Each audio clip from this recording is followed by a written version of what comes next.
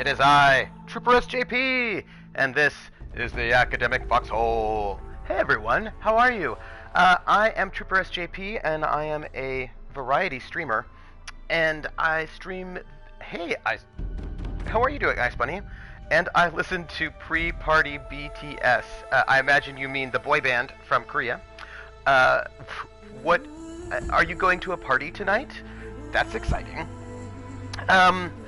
I am... It's Saturday.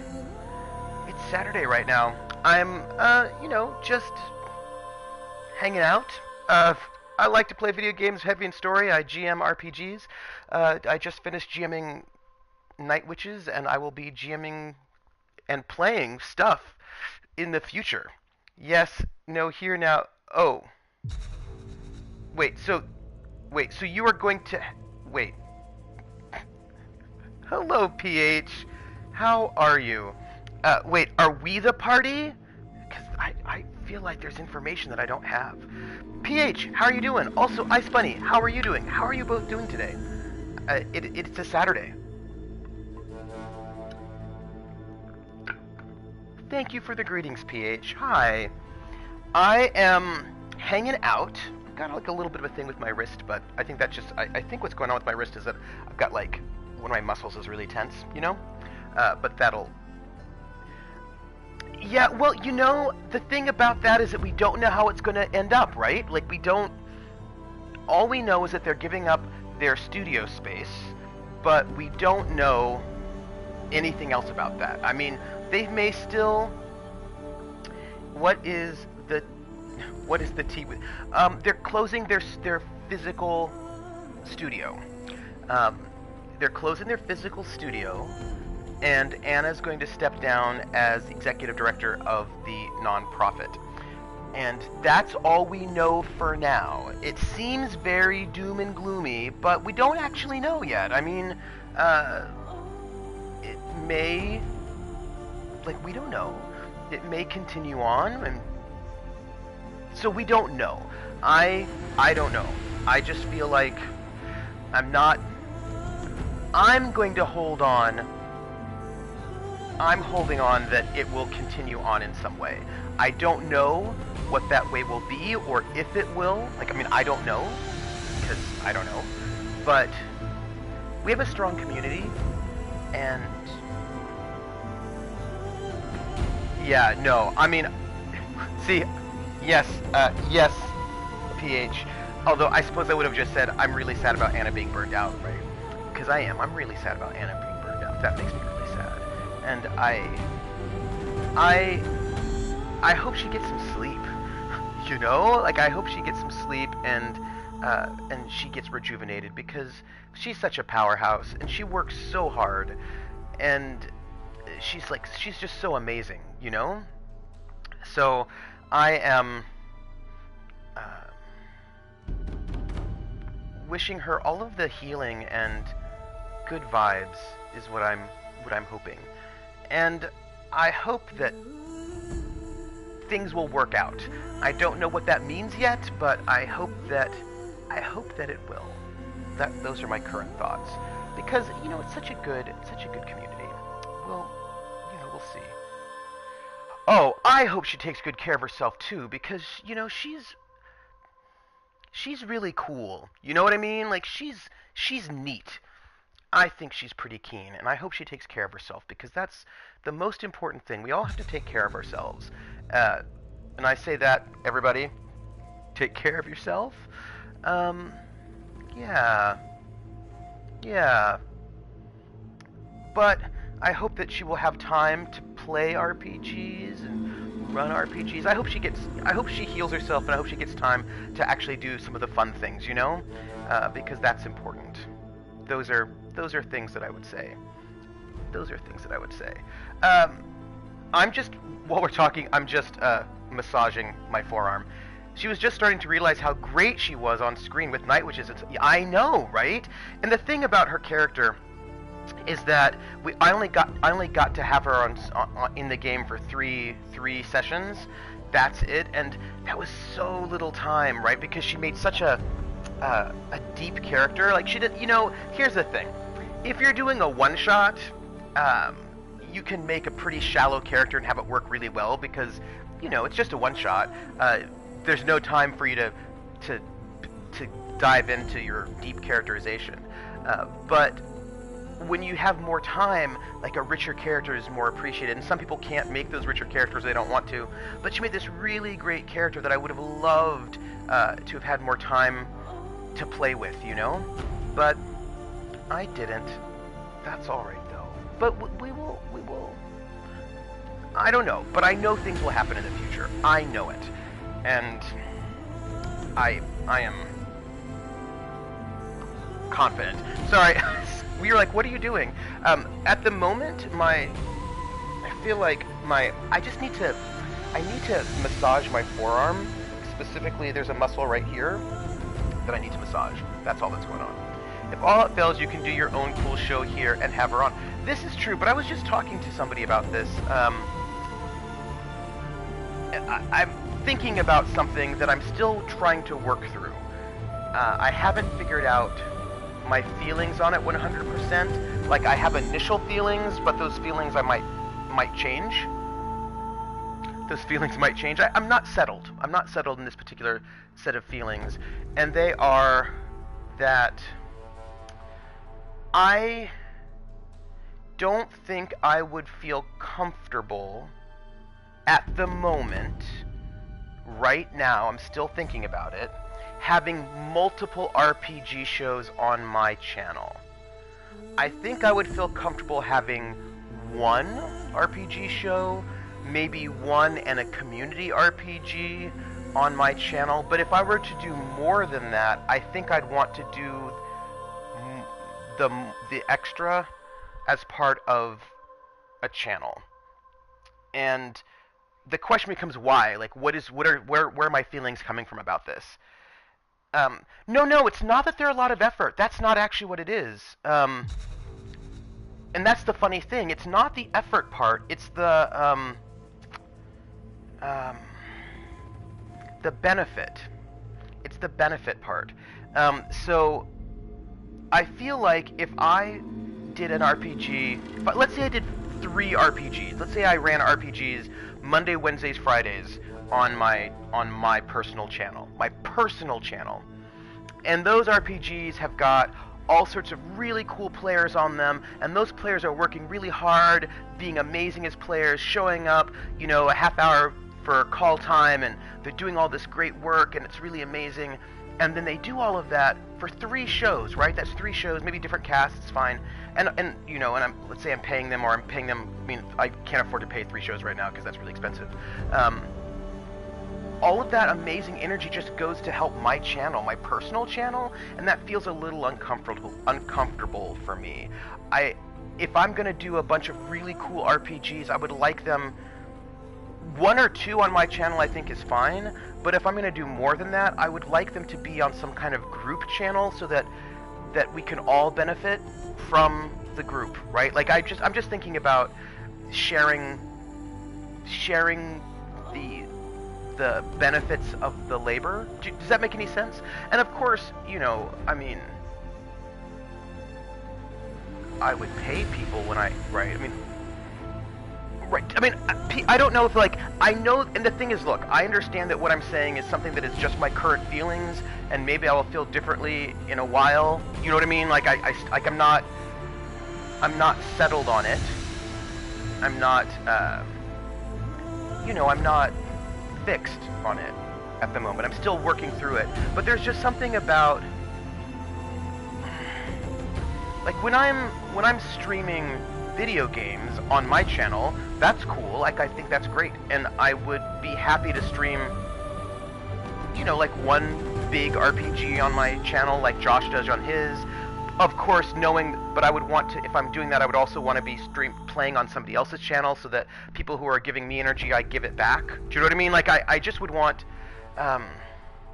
it's a hard thing, and look, I know that people do this all the time, right? Yeah. I know that people stream lots and lots of games on their own channel all the time. But like an RPG is a collaborative thing. There are multiple people who are working really hard to make that happen. And you could just pay everybody. Although, I mean, I'd feel better if I could pay them a really great rate. But if people are doing it for not as much pay or no pay, which I'm sure is happening in a lot of channels, then I just would feel a little bit uncomfortable making a basically I would feel uncomfortable making some sort of RPG empire on my channel and not pay the people, or pay them not a lot, because what are they getting out of it? I mean, they're having fun, presumably, but they're working to build my personal channel, and that would make me feel a little uncomfortable. It would make me feel a little uncomfortable. Now, again, I feel like there's a line, right? I think that you can do a couple, like, for me, not you, me. I feel like I could do some RPGs on my channel, but I wouldn't want to do... I wouldn't want my personal channel to seem like a production channel, but it's really just my personal channel. If you know what I mean. If you know it, do you see what I'm saying? So if I had the choice, I would maybe... You can always get me for free. Oh, thank you.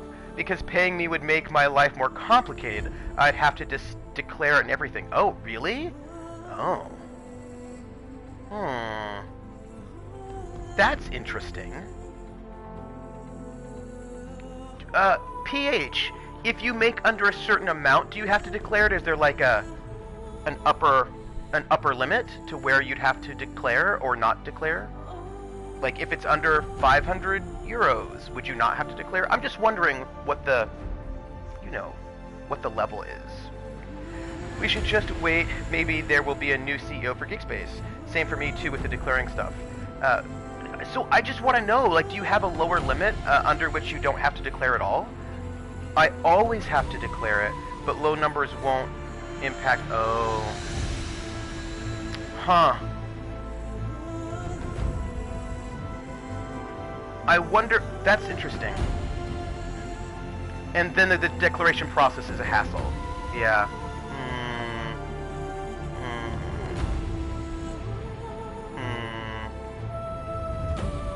Yeah.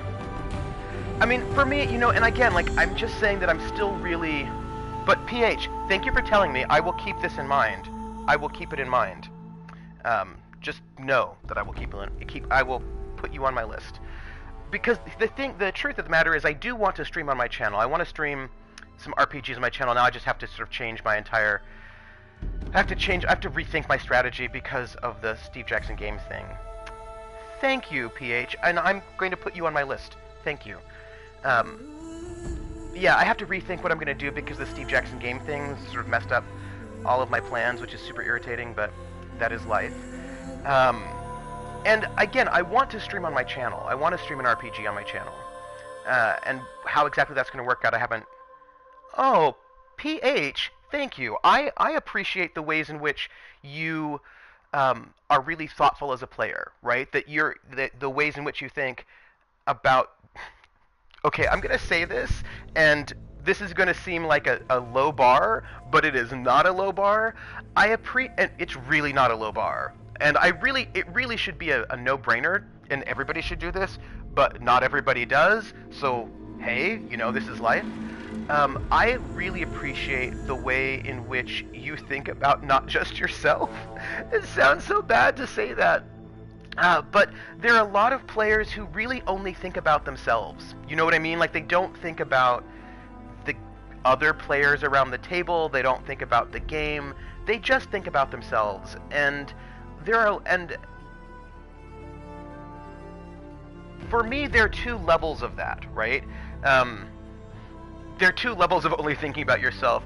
There's like the minor level and the major level, and we think about the major level all the time, and the major level is when a player only thinks about themselves and is actively disruptive towards the game. Hey Javai, how are you? More people need to consider the needs of the group in yes, 100%. And so like I'm thinking about there are two different levels of being a selfish player. And the major level, the one that we always think about, is that player who is actively disruptive, right?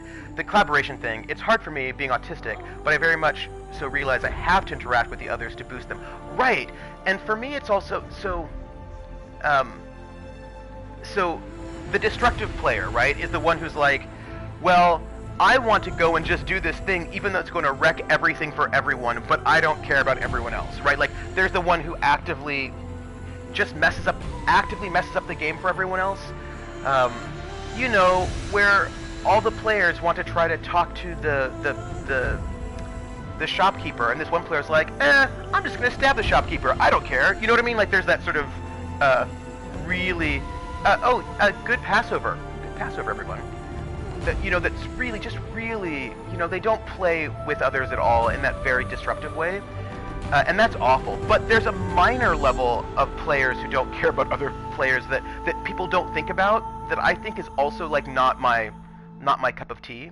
And the minor way is a person who is not actively harming other players, but they're not playing with other players either. What I mean by that is, we're all going to play in a game together, or the one who leaves no room for one person to be diplomatic because they... Yes, that's exactly right.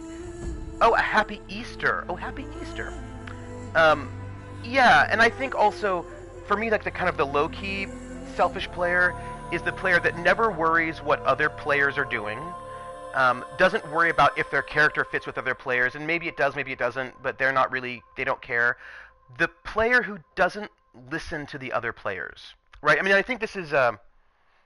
So, for example, when I'm playing, I'm really interested to see what other players are going to do. I'm a fan of their stories as well as my own, and I'm happy to listen to them, because that's cool. I enjoy it. I try to keep that in mind, but at times it gets complicated when working with the diverse motivations. Oh, sure, but I think the thing is that you recognize that other people have motivations and you note it. Do you know what I mean? I think, and, like, there's player conflict that I think is fine, but no, let me rephrase that. There's character conflict that I think is great, but I want the players to be working with each other, right? I want the players to be fans of each other, like I'm a fan. And that if there's going to be character conflict, that the players still are okay with each other, right? And, like, I'm just making sure that you're fine, and that you know that this, you know... I think about those times in the game. Okay, here's a really small thing. This is like a super small thing, and it's an indicator of the difference for me of what I'm talking about. So let's say I'm a player, and let's say PH is a player and Javai is a player, and PH and Javai are talking to each other right now. They're having a scene that my character is not involved in. In my current pirate game, the person who seemingly randomly tried to mutiny without support, that threw me. Yeah. So Javai and PH are having a conversation, and I am not involved in this conversation at the moment. What I want as a GM is for that player, who's me, right? I Bunny, you're the player. I'm the GM. So PH and Javai are having a conversation, and Ice Bunny is not in the conversation at the moment. I like it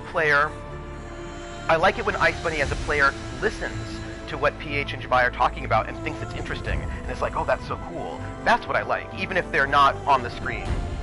I do always try and keep the party in mind when picking a character to make sure it will work well and complement the party in some way. For example, for some way, I think that's probably at least. That's the minimum. I mean, come on, do that.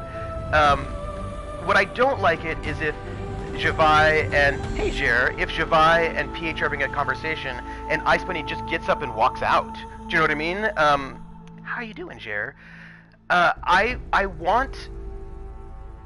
If whenever you're not the center of attention, you just stop paying attention, that is not a player that I'm... Like, they may not be actively harmful, but that they're not caring about the other players around the table, and that makes me... That's, like, not my ideal player. And one thing I've always noticed about PH is that PH does care about the other people around the table. And that is, for me, one of the most important things. Like, one of the most important things I want in a player is that that they care. But if I'm not in hearing range, I don't know what they talk about.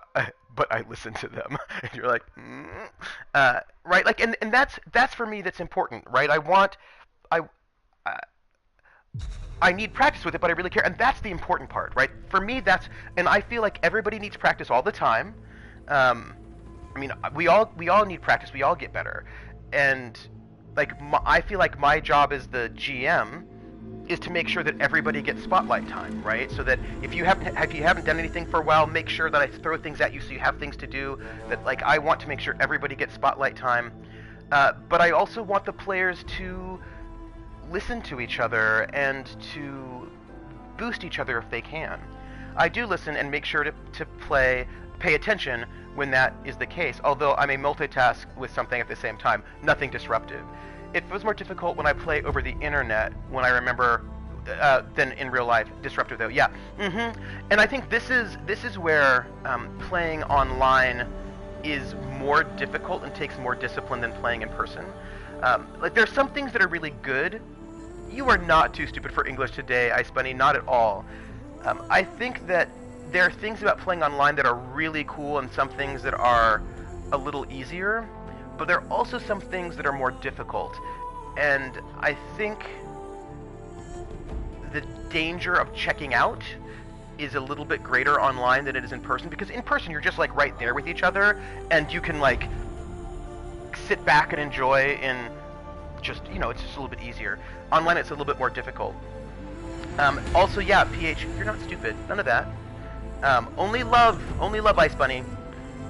And so I think that I think it's a little harder, right? Because when you're online, all of a sudden, there's chat. So like personally, when I'm doing an online game, I do not have any distractions up online. Like I certainly don't have my email open. Like I would never have my email open if I'm playing. I might have chat, but I don't have, but I wouldn't have, the chat for the stream, the channel, but I certainly wouldn't have anything else on. It's hard when the players split up the party to keep everyone engaged.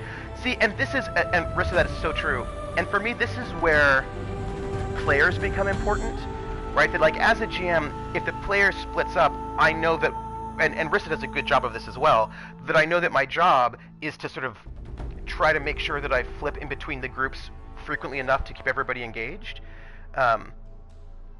Plus side of the online, taking your headphones to the bathroom, yes. I want to claw out my eyeball because it's drying out, and eye drops, you would feel bad seeing all the, oh, yeah.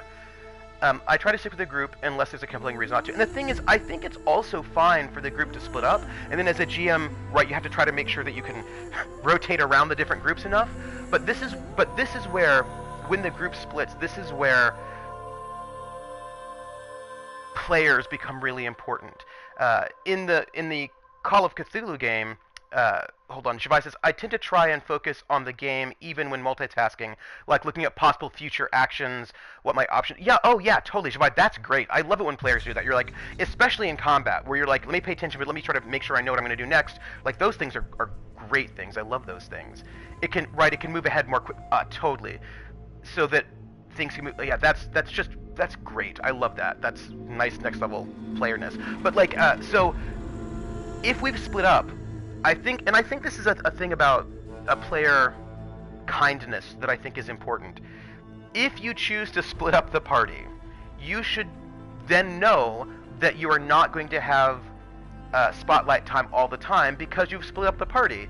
And when you make the choice to split up the party, what then happens is you have to know that there'll be some time period where you're going to be sitting and listening to the others, and there'll be some time period where they'll be sitting and listening to you.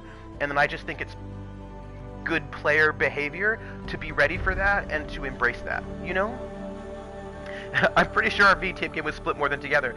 And here's the thing about that Jer's VTM game. I loved listening to what everybody else was doing. That was so interesting.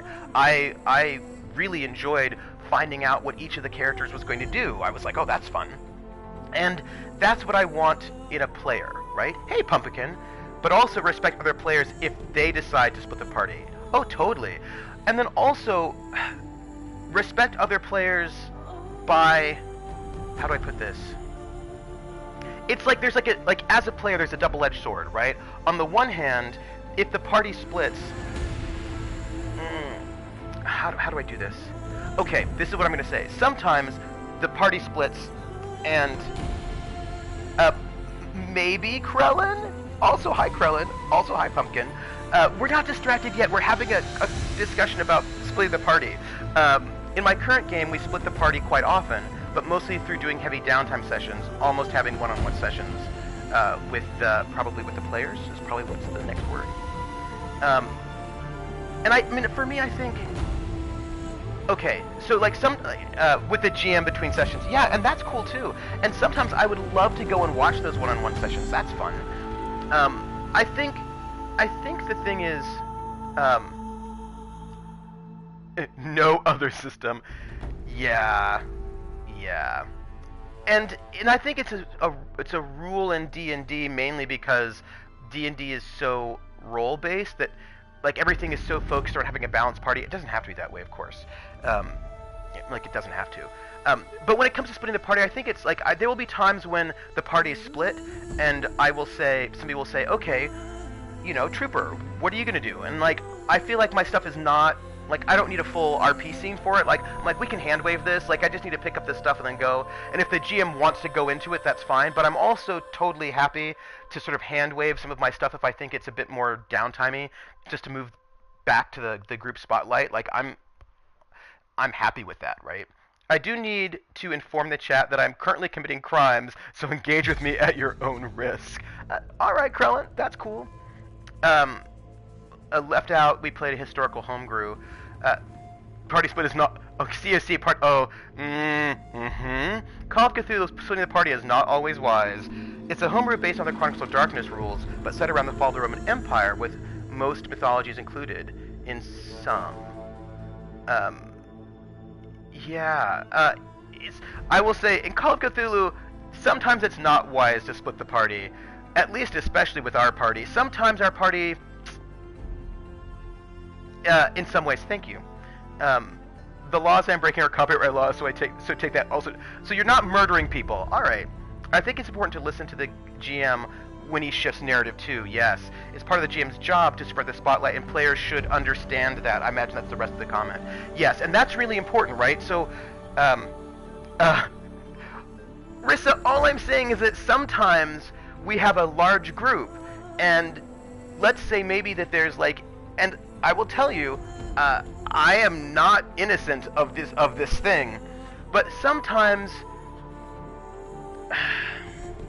the problem is, I think, when for the characters it doesn't seem like a big deal, but for the players we know it's a big deal. For example, let's say it's a Call of Cthulhu game and there are bad guys everywhere looking for you, and you're like, I'm just gonna go into the dark museum to pick up the keys.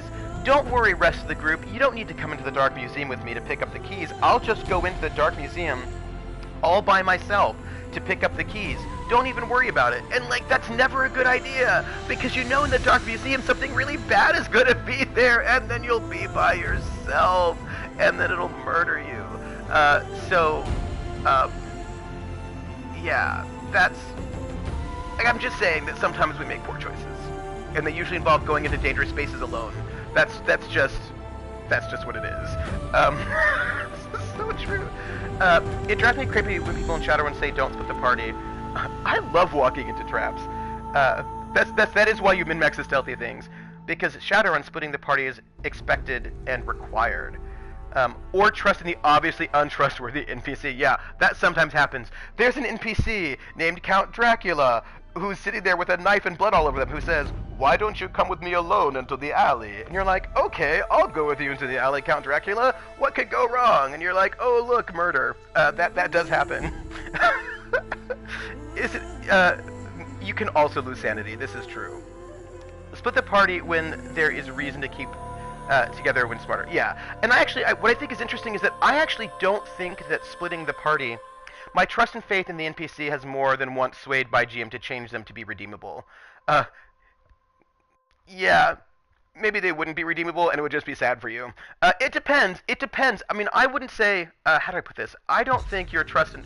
For me, your trust and faith in the PC would not cause me to change the NPC on a meta level, but if your character's interactions with that NPC would change the NPC, then I would. If that makes any sense, right? Like, I wouldn't change the NPC pardon me, because you as a player has faith, but if your character does, and it makes sense, then I wouldn't. There is one game where you PC are teddy bears. Oh yeah. Hey, Empress Pookie. Hello, blanket wrapping. I like it. I'm a fan of blanket wrapping. I like being wrapped in a blanket. I have a blanket over there somewhere, but it's too hot, so I won't. Yeah, I also think that splitting the party isn't necessarily even bad, depending on how the split happens. Like, there's some games where a split party doesn't actually involve, and this is spotlight management, right? Like, you can be flipping back and forth, and also I think, how do I put this? In some, this can be only in German game. There are some settings where being split actually isn't even a problem. Like, I'm thinking about cyberpunk and transhumanist settings where people could actually be in different parts of the universe but still remotely interacting with each other. Like, there are a lot of ways to do it that I think is fine and just works out. It's not even a problem. Splitting the party can be amazing for RP, but can also be a terrible decision strategically. Yes. Sometimes it's both. And the PCs aren't always intended to cooperate. But for me, split parties work well when the players are fans of each other, right? And that's why for me, players are so important. Having players who are not selfish is really important.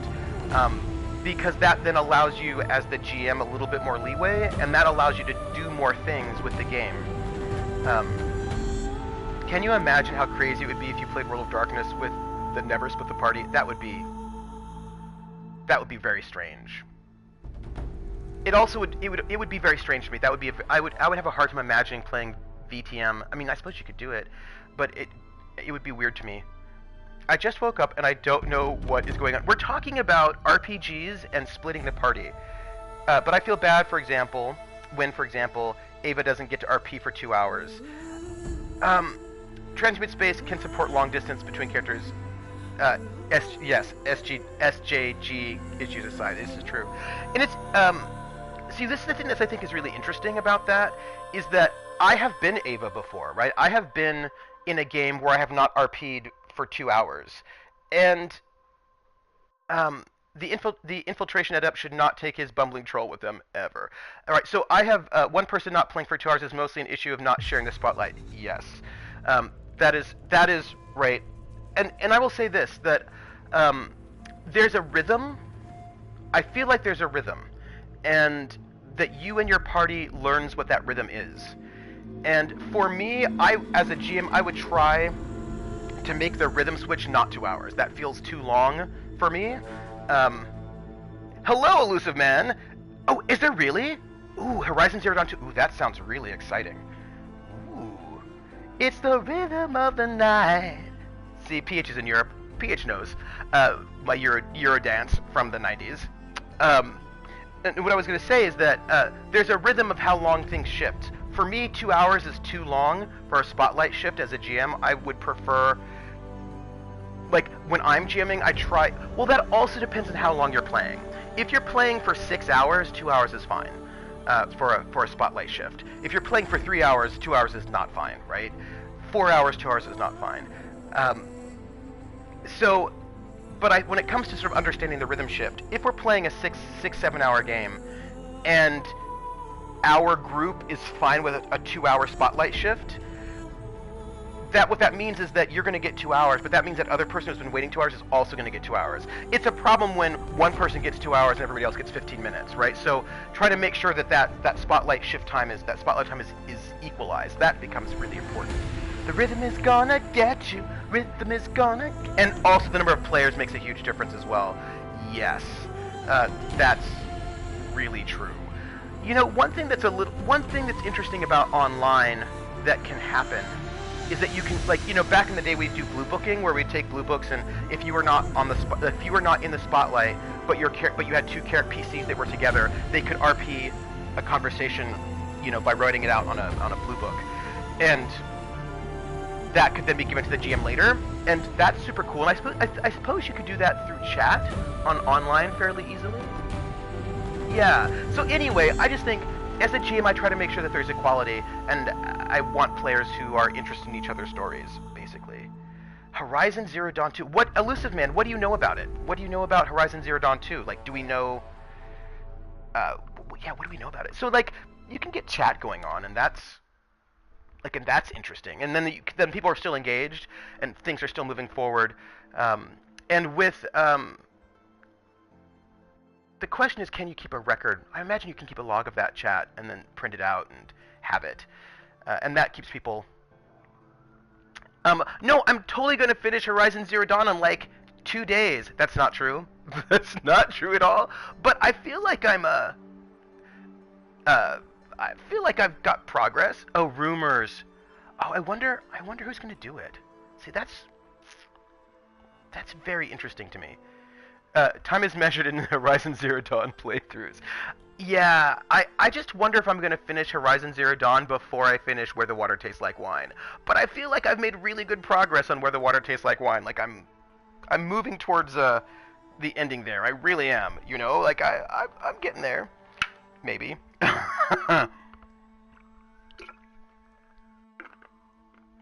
It's going to be produced by the new Critical Role game studio. Hey, they made $11 million.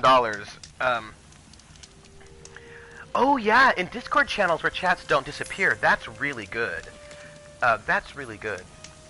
Suddenly Horizon is a Fleetwood Mac. Oh, hey Volpez. That would be amazing if Horizon Zero Dawn were... It is snowing. Why is it snowing? Is weather tied to the real world in some way? That's a good question. I'm gonna do a quick look to see what we have to do. Hello, Critwitch. Hello, comrade. How are you? So, quest-wise, we could. Oh, there's like this. We should probably. In Slime Ranger, you can jump off of things and not die, but I feel like the danger of dying is part of it. Rhythm of the night. It's in my head too. It's the rhythm of the night. The night. Oh yeah. The rhythm of the night. Yeah, so that's in my mind. I need what do I need? I need to... Oh, I could deliver some trophies. I'm glad you're doing well. So I could just,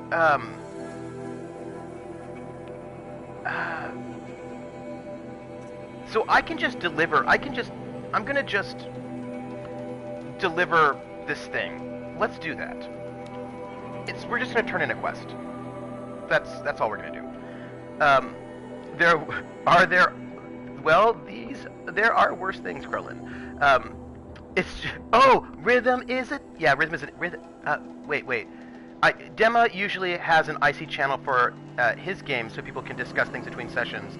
Was also helpful for planning the phase of the SR. Yeah, I think with the positive thing about online is that you can actually do in-character chats, and that's really cool. And I like that in the Discord, and that's nice because you can get certain things done. I like having a space. It also depends on how often you play. If you play every week, it may be a little bit less necessary, but if you play once a month, maybe more. Although, sometimes I really enjoy... I'm going to travel. I cannot travel there. I will travel here. Oh, if I travel here, I'm going to lose my mount. But sometimes I really like planning. Sometimes I really like... It depends on the genre of game and the kind of players. But for some games, planning is some of the most important RP. You know what I mean? And then you really want... Let's go here. Can I don't... Look, I have a mount, and I love my mount, and I don't want to lose my mount, so let's go here. Confirm. I don't want to lose my Timmy, because I really love my Timmy, and I don't want to lose my Timmy.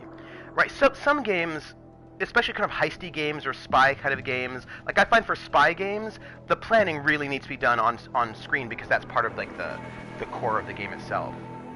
It is a wild mount. It is actually. That is true.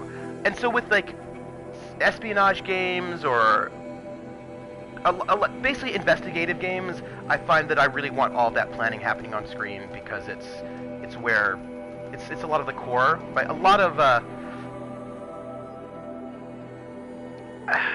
yeah, Obsidian Portal has forums. I wish I could get everyone on board for between session play. It's hard because what's hard about it, Rissa, is that we are often ending in the middle of something, and so then you can't really do off-session play because we're right in the middle of something, and then you want to sort of do that online.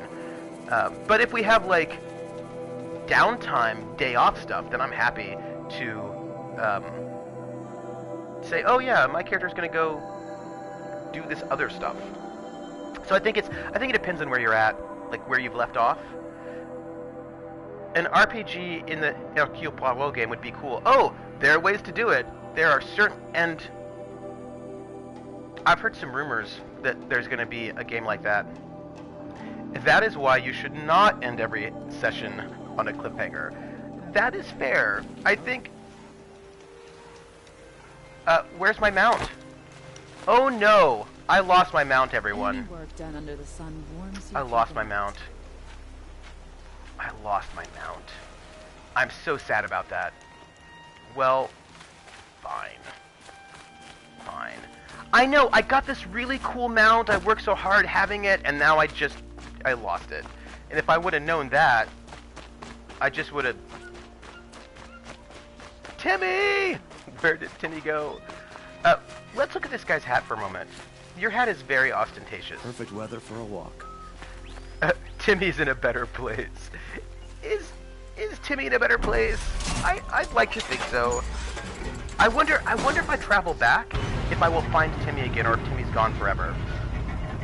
It's hard having him out. Oh, last time we played, we learned so much about my character. We learned that my character's mom lived 350,000 years ago, so that's awkward. For some reason, the way you said to me made me think, Timmy, it must be Timmy! Yeah, that's right, we said Timmy's the nearest farm. It's fine. They're not gonna turn Timmy into electronic glue. Not at all. It's totally okay. We're gonna just turn in the stuff we have to turn in. It'll be fine. What is this? This is not it.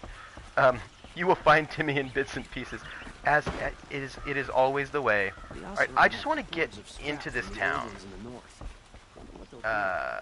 Let's go this way, I suppose. Yeah, so for me, I actually think, I think a number of things that people say are bad practices in RPGs are actually fine as long as your players are cool. Yeah, solder, that's right, electronic glue, it's solder. If you learn to tinker, you can build a Mega Timmy. Timmy, can you hear me?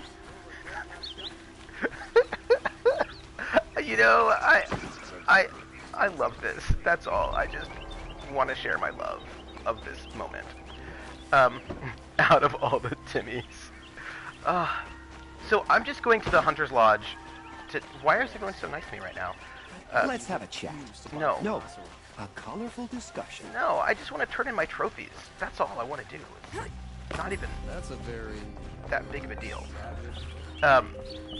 So I actually think a lot of things that people think of as like best practices are really only best practices because players are questionable at times. But if your players are cool, then it's fine. Like you can split the party. Huh. Lycan knows where they are. Wait, where did my... I wanted to turn in my... Uh-oh. My people are missing. Where'd they all go? Alright, well...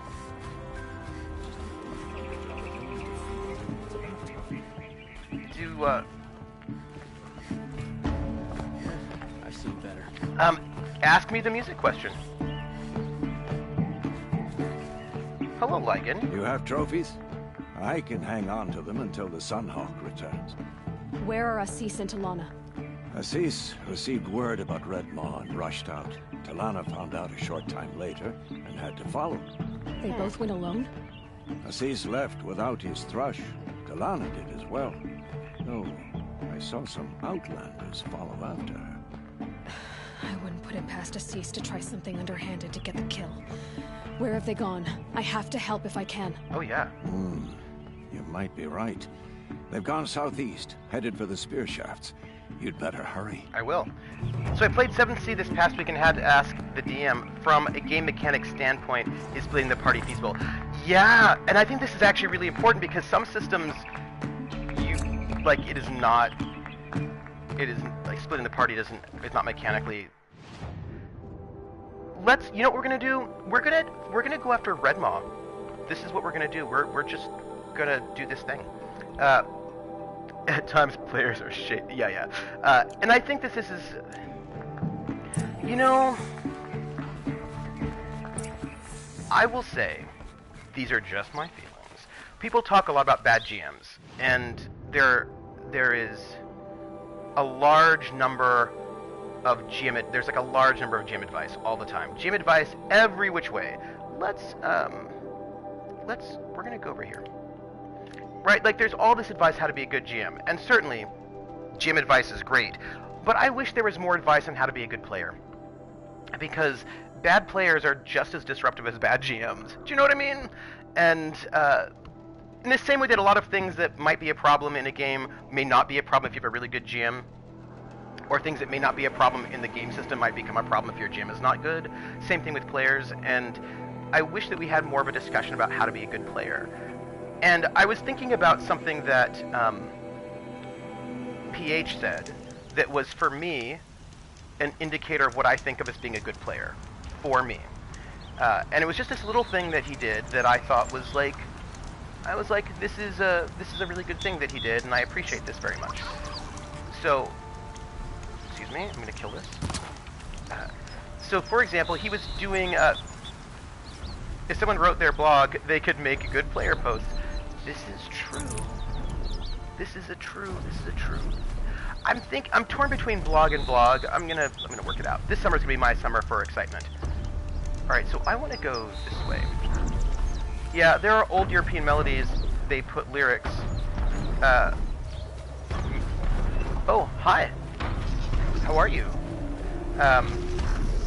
Yes, are there old European melodies they put lyrics before maybe listen to a church song, and I remember the melody to be Ode an die Freude.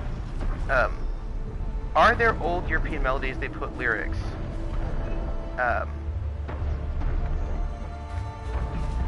Ode an die Freude is, they might have been just, well, you know, there's a lot of different things. There's a lot of different practices where, where am I going? Hey, where am I going? Oh, I'm going over here. We're fine. I have to find... That's fine. Oh, well, people do that all the time. People put new lyrics on stuff all the time. It is a thing people do. Yeah, churches do it a lot. And, like, I mean, there's a... what's it called? It's called, there's even a term for it. It's,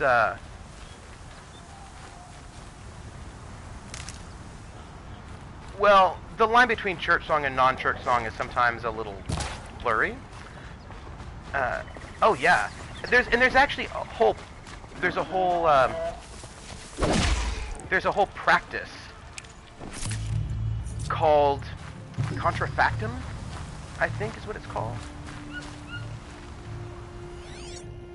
I just want to make sure there's nothing creepy going on right now. What is this? Oh, who are these people? Filking. Yes, filking, I believe filking is technically more specific. What is going on? What is going on right now? What is happening? How much did Assis pay you? That sounds like her. Oh, what is this? Oh, no. We're not gonna have any of this. Excuse me, I have to go and murder these people for a moment, because they're trying to hurt my person. Apparently I walked into a quest. And I'm not having it.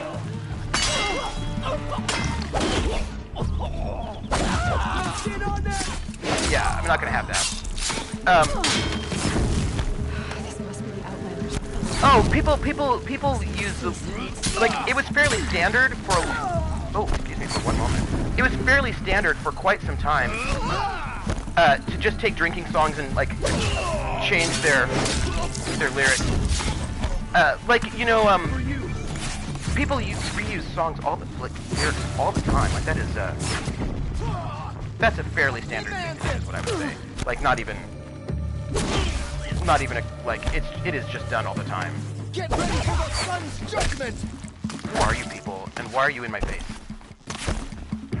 I'm on target! Are you? I'm gonna kill you.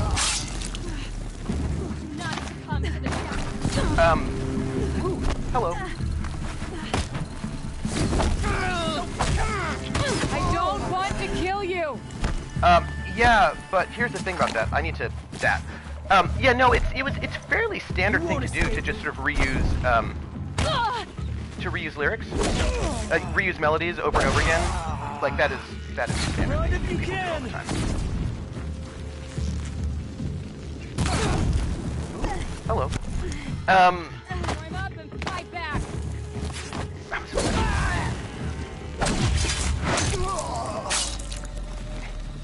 Did we save everybody? Oh, no, hi. Excuse me for one moment. I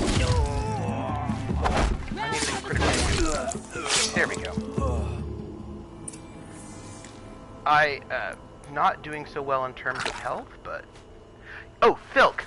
Yeah, Filk is specific to fandom music, right? So Filking is taking songs and making them, fandom-y. Like, that is 100%... Yeah, so Filk has a more of a specific meaning. Sea shanties... I'd have to ditch something. Oh, my satchel's full. One moment. I always do this. Like the that's right. Right. Yeah. So filking is filky smooth lyrics is fandom stuff, whereas like the My Country 'Tis of Thee, which is a U.S. song, is done to the same lyrics as God Save the Queen. Like this is a thing that is just a thing. Oh no, these things happen all the time. Like there was a whole thing where they would take folk songs and then make them religious or classical, or take religious songs and then make them dirty. That also happened quite a lot. Like this is a standard thing that people would do all the time. I'm gonna disassemble all of that. Yeah, no, I mean it's like it is very much a done thing. It is not. Right, because remember, copyright didn't exist for a really long time. Copyright is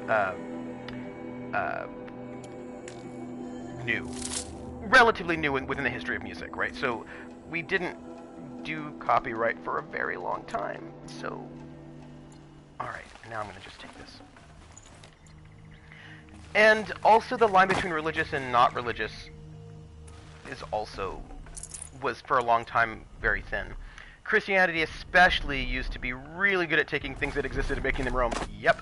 And a lifetime long copyrights are... Oh, yes, they are. They're very new. Sea shanty is a weird place for that, Bulbas, because there wasn't an official set of lyrics. Most verses were improv, but that's also true, right? And a lot of times it was just sort of practice. There'd be certain melodies that everybody knew that you would regularly just change the lyrics to. For, like, broadside ballads, they would...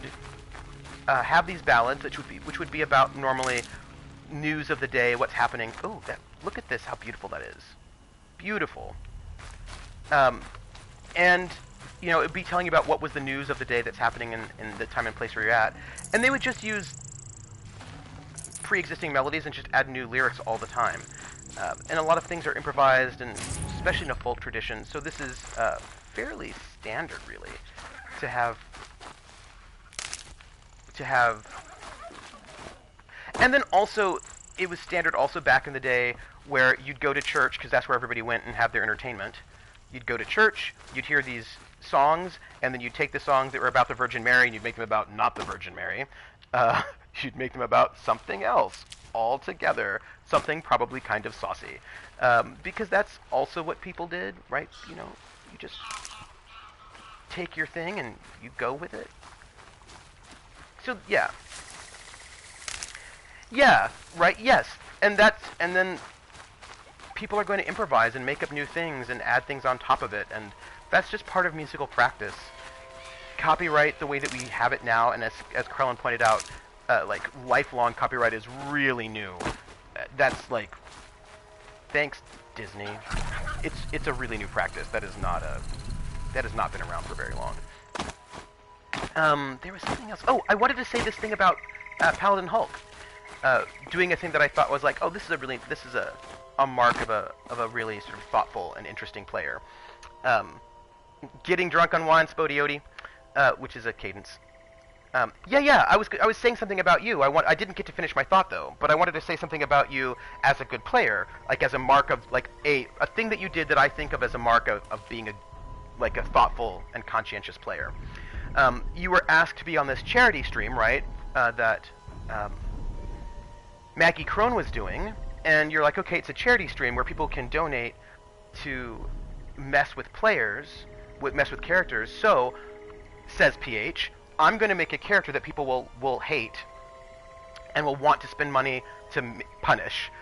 But you also make sure that that character still works with the party. So, like, you were like, okay, what would be really good to do for this? Like, you weren't just thinking about yourself. You weren't just thinking, you know what I want to do?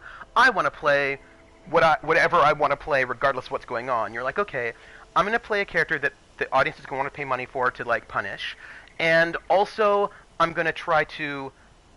But you also made a character that could still work in the game, right? Like, you were very thoughtful. And for me, that is the sign of a player that I think is really good.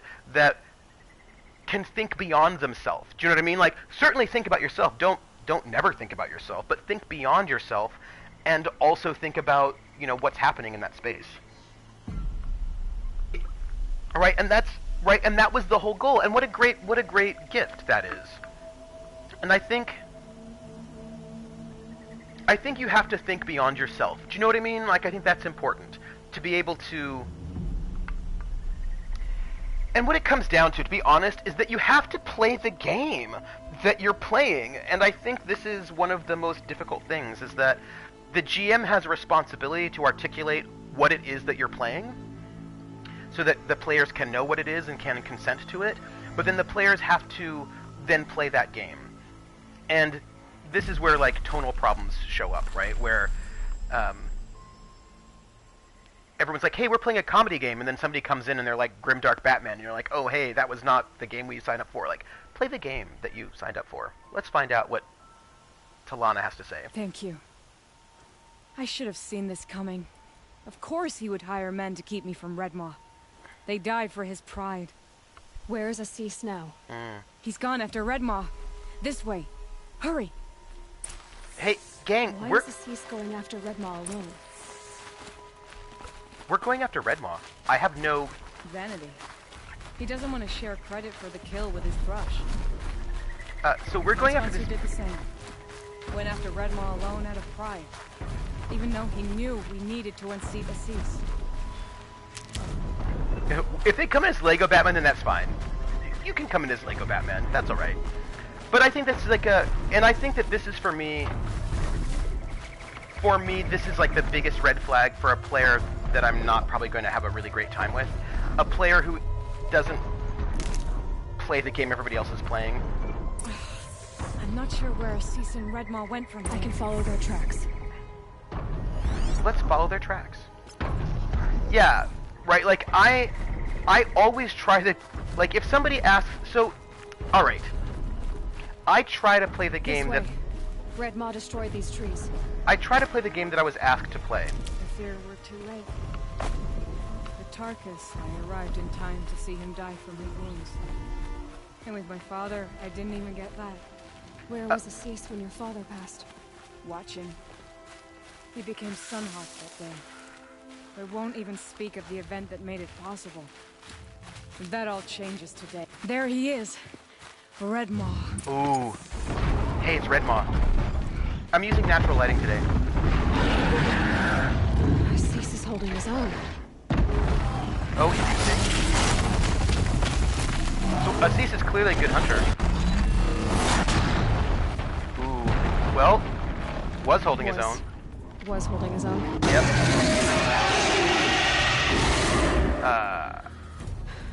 Well, we have our work cut out for us. Oh.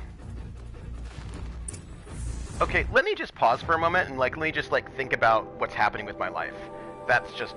Well, actually, you know what I can do? Let me do that. So this is a Thunderjaw. Okay, so this is the thing I think about, right? I really think it's important to play the game you've been asked to play, and not the game necessarily the game that you want. It's like a basic level of respect. So when I was playing Super Duper, Dot, because she's a good GM, she's like, the tone I'm going for is the Tick. I want this kind of tone. And I was like, okay, you want this kind of tone? I will make a character that will fit in that tone because I'm playing the game that you asked me to play. Walks back in with a cup of joe. Hey, Empress Pookie, I hope you enjoy the coffee. I hope it's delicious. Yeah, so if somebody says to me, we're going to play a lighthearted game, I'm going to make a lighthearted character. If somebody says we're going to play a very serious game, I'm going to make a serious character. The NPC you're with reminds... Actually, Cher, that's a good point. That actually she reminds me of Rocket Fox, too. Oh. Rocket Fox, by the way, she's a good player.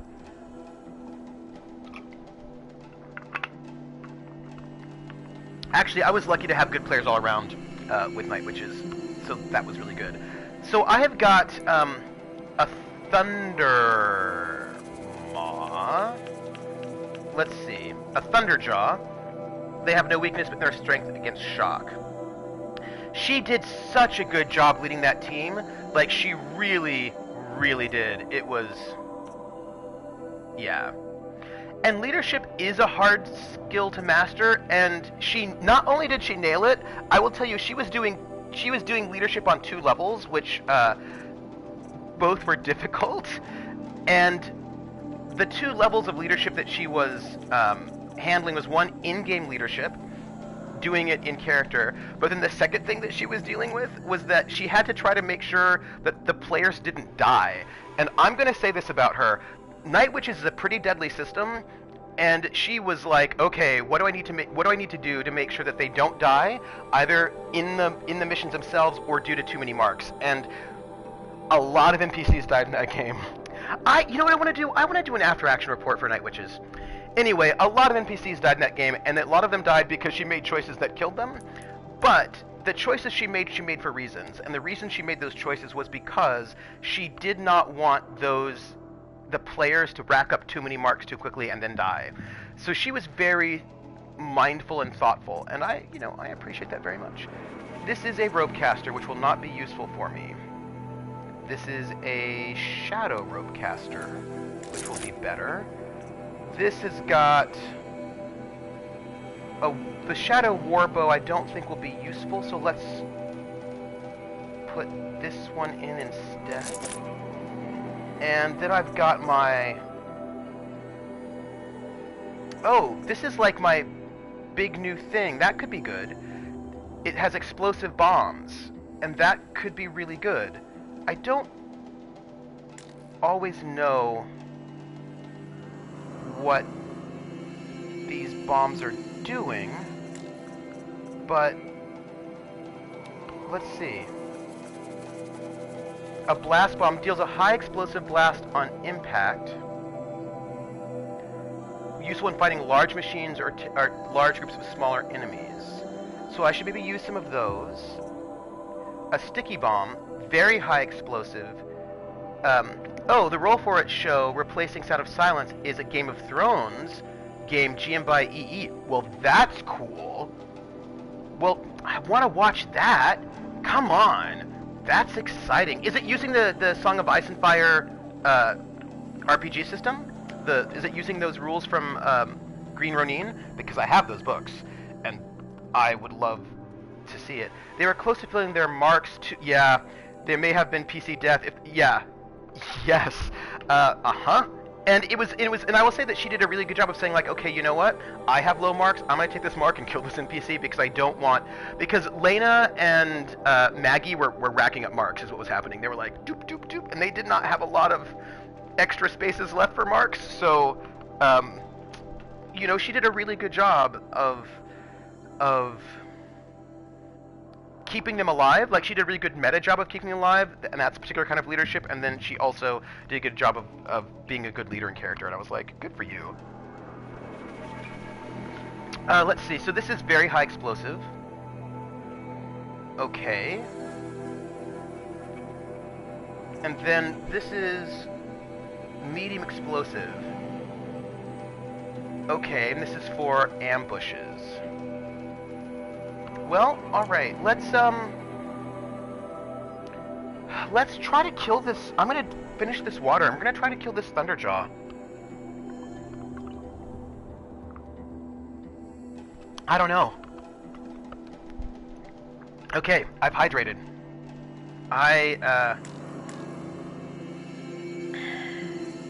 Well, okay, so I feel like, you know what, this is what I think. I'm feeling uncertain about my choices. I want to get this as well. I'm gonna put my Shadow Tripcaster up there first. By the way, did you see that thing I DM'd? Oh good, I did see that, and I'm going to check it out. And I'm excited to do so. Let me... What is that? Sorry, wrong choice. Let's... I'm gonna try and... Okay, I was too far. Is there a place where I can hide? There is. I'm going to, hide, and then set up a lot of traps, because this is like a big, massive monster, and, because, you know, the thing is, GURPS has all the tactical choices I want. Like, it gives me, hit location, it gives me facing, it gives me, like, there are all these things that I want in a tactical game for tactical choices, and it gives me all of those things, and it makes me sad that they are not behaving well, and that makes me really sad, because I wish... Oh, there, this is, yeah. I wish that that were not the case. I wish that I could just not worry about just using SK game stuff on stream, but... Yeah. Yeah. So I'm setting up this huge amount of traps here, but you can just mod D&D to do all those things. Every D&D fan. Oh, PH, you know my sorrow. I'm gonna, you know, I hope that this Ring of Death that I'm setting up here actually will work. Like, I mean, wouldn't it be really funny if this Thunderjaw doesn't even walk through this Portal of Death at all, it just laughs? It's just like, no, we're not going that way. And then, it's sadness for all my life. So let's now change my inventory back to that other one, and, yeah, I mean, I can do without facing, although I do like it. I do like a good facing. Let's do this. And then one of these proximity bombs, okay. Alright. This one. So I'm just, right, I'm just gonna put, like, bombs everywhere is what I'm doing. I know, would it be really awful if the robot is just like, nah, not walking this way, and like doesn't go to any of my traps at all? I would laugh and be really sad. But I want you to know this is gonna be all the bombs, all the time. And I know that, yeah, it's gonna be like a dancer and it's just not gonna hit. Oh, that's cool. Alright, so let's, again, I do not know if all of this will work, but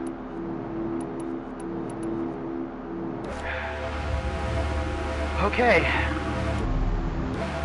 Let's see what we can do. I am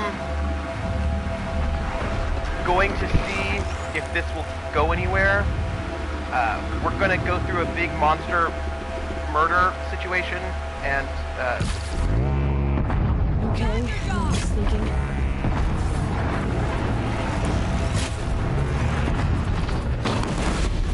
Disc launchers! oh. So I did a bunch of murder. That was pretty good, right? What is all of this? Oh, okay. We're in a... Alright. Yeah, I feel like it needs more bombs. I put a lot of bombs. Disc launchers! I put a lot of bombs on that thing, and, you know, none of those bombs... I mean, you know what I'm trying to say. You know what I'm saying. I know! So I am trying to... I'm trying to hit it with all of my, these things. Oh, hi. I don't want you to kill me. I would like to run away. I see them! What are we... Where is it? Okay. So let me see. What I'm trying to do is, like, knock off all... Use my, big... Ooh. Use my Tear Blast arrows to... I'm trying to use my Tear Blast arrows to knock off all its, like, goodness, so that I will be able to attack it more easily later, is my thought. But...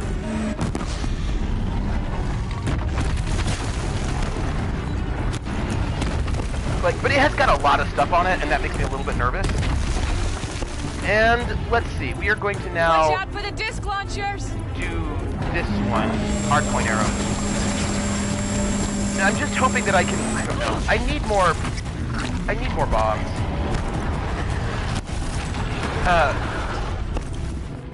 Like, there's a lot of lasers and flashy lights, and it makes me worried, but it's cool. I would like to hit it with, oh, you know what I can do? Oh, I need to move, sorry. I'm gonna hit it with bombs. What? I don't know what all that's about, but I would like it not to be attacking. Taking the wind out of him. He's half done. Okay, we're doing a good job, everyone. It's back up. That's... I'm trying to hit it with bombs. I feel like I'm doing a pretty good job, but... Oh, where did he go? Hi. I'm missing some stuff here. Ooh. I see them!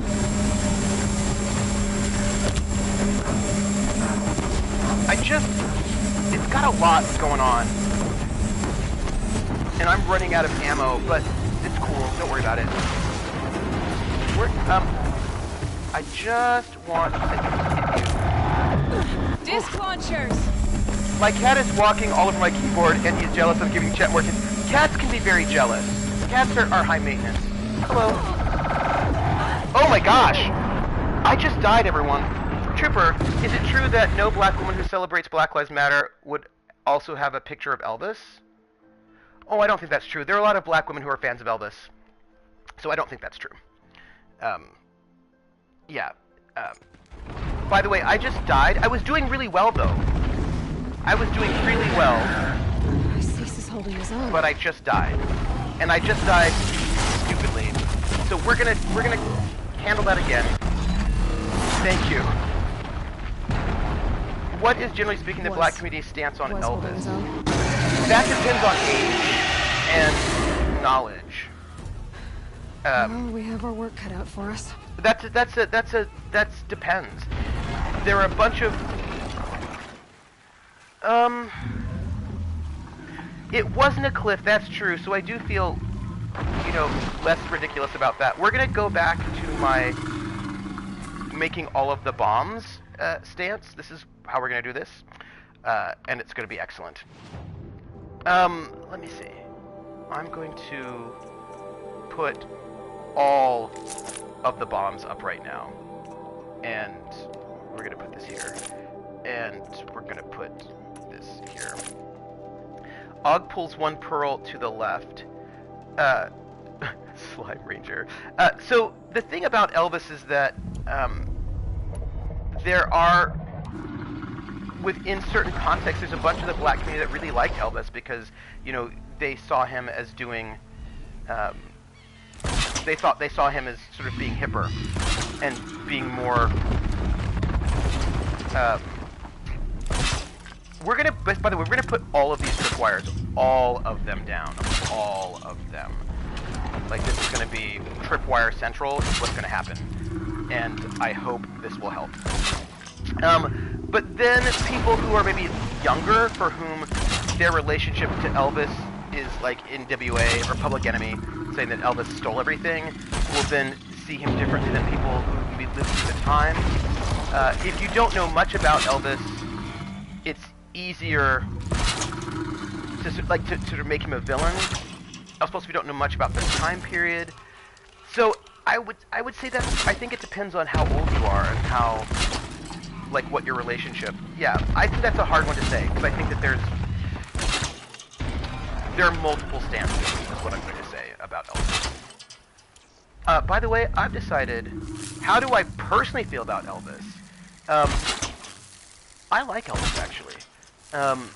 He was Pentecostal, which meant that he grew up in a black church, or in an integrated church. One of the only, at the time, Pentecostal was one of the only integrated churches. So he grew up in a different kind of context than somebody like Pat Boone. He had a different kind of investment in that sound than somebody like Pat Boone.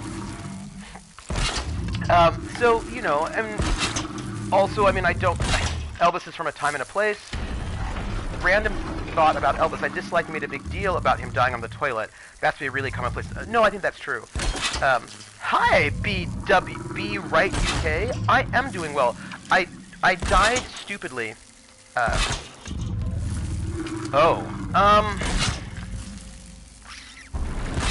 That's a hard question to answer. I don't think I would say Elvis personally was good or bad for civil rights. I don't think I would frame it that way. I think I would say that rock and roll as a genre was complicated because rock and roll as a genre was, on one hand, appropriation, right? Appropriating in ways that wasn't great, but it was also about segregation. He was busy making movies in the 60s and didn't really participate in the movement. Oh, that's true. That is also true. But then again, a lot of people didn't. Like, I don't think Chuck Berry did either. A lot of those 50s rock and rollers were, you know, kind of in a different space. So I think it's complicated. I think to think about... By the way, I'm just putting everything here. All of it, I'm putting it here. All of the tripwires. I'm gonna put all of them there, and I hope that will keep me alive. In some way, maybe. I mean, maybe not, but, you know. I feel like I do need more traps. I feel like I don't have enough traps. Maybe those, like, maybe my feelings are ridiculous, but I feel like I don't have enough traps. What I do need, however, is that. So I'm going to put a bunch of, I'm going to put more traps down.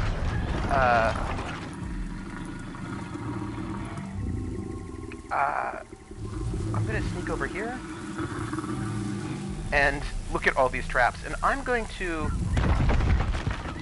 put all of the traps down. I'm going to put every one I can put down. I'm putting them all here.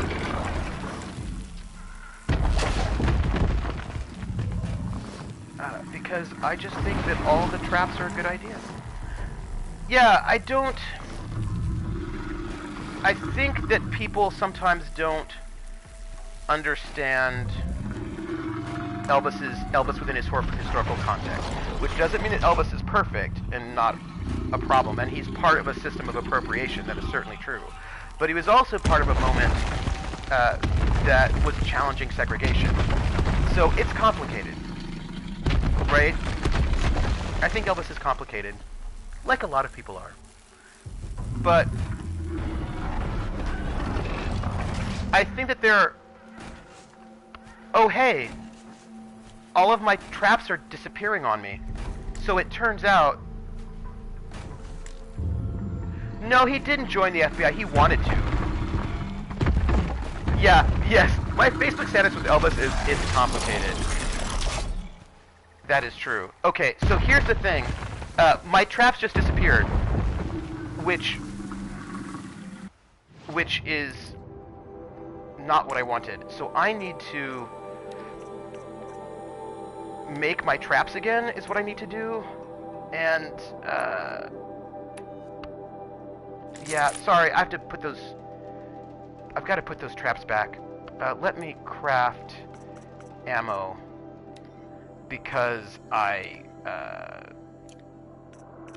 yeah, I'm clearly in not the best space there. Yeah, he wanted to be. I mean, you know. Yeah, I think they're on a time limit, and I messed up that time limit real hard. So I need to put them back as fast as possible, and hopefully, and then just trigger it. I think this is what we're gonna have to do. As fast as we can go. Oh, actually, that's a very good question. Can I have? Is it like X amount? It is X amount, everyone. It's X amount. Okay. So then, in that case, I'm going to... It's X amount. Yep. Oh. Ooh. What is waiting for me on Twitter? Now I want to know. Gang? Oh. Is it like Elvis is the devil? Is that where we're at right now? Because, you know...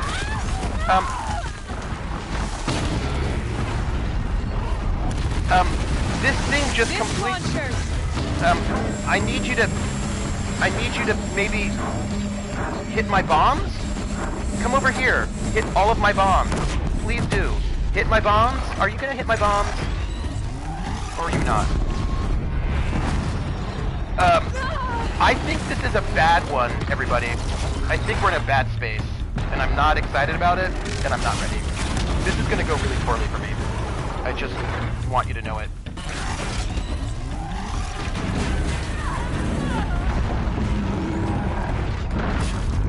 That's all. Watch out for the disc launchers! Yeah, I think it decided to hit me instead of the bombs, and that was really unfortunate because I would have liked bombs. Okay. Come on. Let me see what we can do here. This is... We're not... Those tripwires were a much better choice than what I have going on right now. Just for the record. And I just want to take off all of its components, is really what I want to do. And I hope that will be enough. No. Oh, bad. Oh, gosh. And, like, this is in the bad space. It's in the bad space. Just... Oh, gosh. Oh.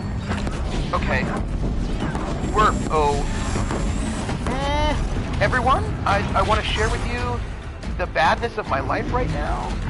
And I'm not, so I would like not,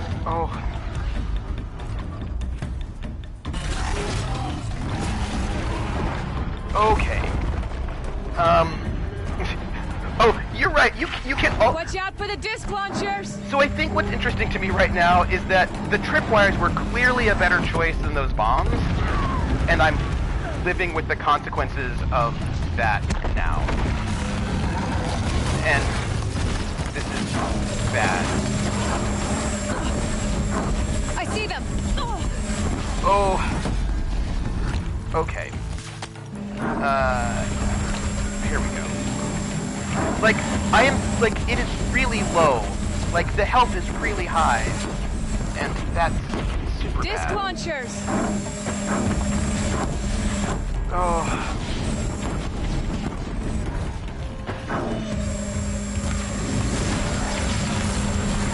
I'm gonna just, oh gosh. The health is too damn high! Oh, I got stuck, which made it really hard for me to survive. Okay, let's do that. I'm using up all my health. Cool. Watch out for the disc launchers!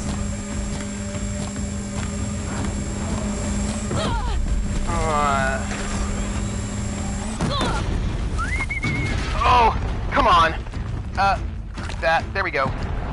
I'm using a lot of materials right now, and I would like to not die. Yeah, okay. What can I do about this? What can I do to maybe, let's see if I can do this. Let's try putting some traps down. Alright, maybe. Okay. Disc launchers! Okay. We're doing this. This is what we're doing. We are putting those traps down. And hopefully those traps will, help me. Oh! Hi! Oh! Bad. Oh! Ah! So good right now. So great. Oh. Yeah, I really need to do that right now. I'm kind of out of all of the ammo that I need, which is super unfortunate and not great.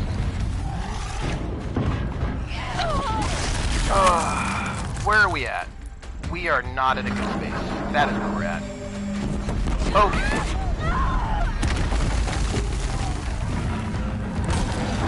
Oh. You know what I wonder? I have some questions about how badly this is going. I mean, those aren't the questions. I mean, it's just going badly. I wonder if I can use my rope caster on it. Always be jumping stream. Yeah, totally. I wonder, so, what if I do this?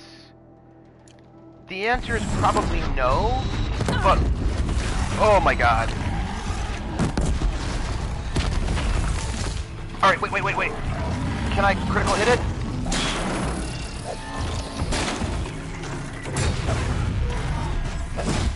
Alright, run away. See, I'm in a really bad space, and I just want you to know it, and I'm gonna try this. Bring you down! Like, I want to know if I can, like, what if I can bring it down? Wouldn't that be interesting? Like, I don't know if that's actually possible, but what if I could? I mean, these are all possibilities.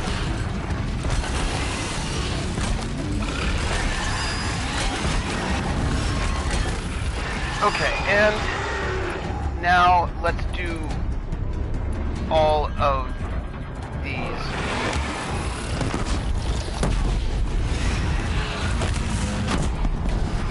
Alright, we're gonna try.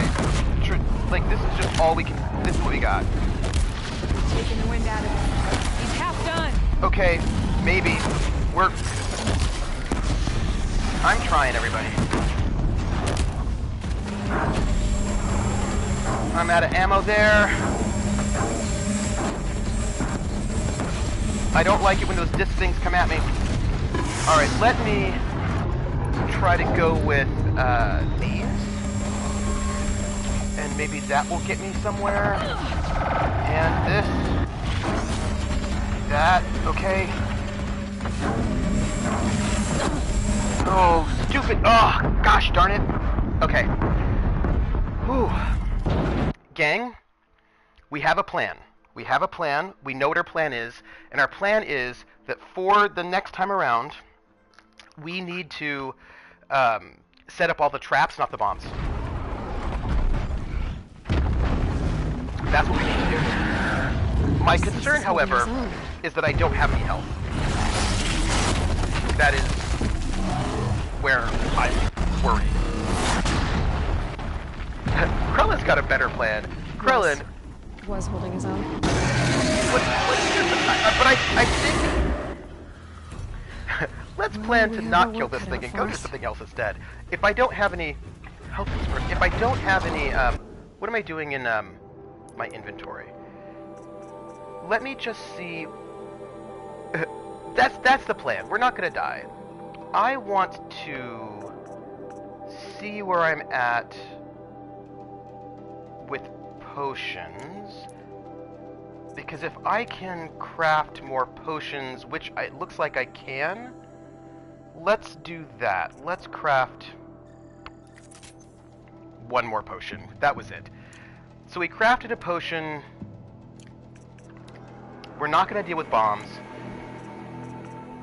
I think we can... Death is transitory. So I think what we're going to do...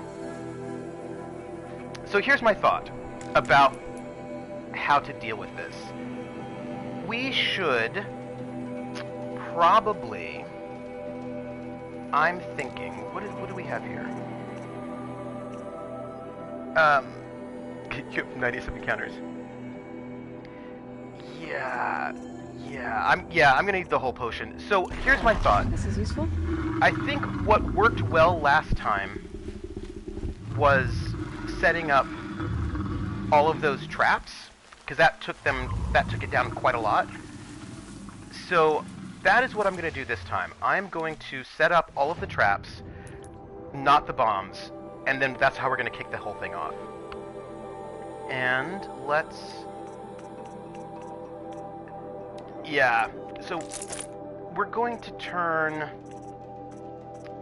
This bomb thing is going to be... We want this up here, and we want this bomb thing down here. We're going to set up all of them. We're going to put all of them in here. Like, we're just... Because I think we can put all... Yeah, so we're going to chat as I set up all of the tripwires. We're gonna it's gonna be all the tripwires all of the time, and then we're gonna be okay. I should probably do something about those flying discs, although I think my partner does, so I don't know if I actually have to. Gang! Yeah, I think Elvis is actually complicated, and I think it becomes easy to just sort of make him a villain, and I'm not saying that he's totally fine, because I think he's complicated, but I think he is complicated.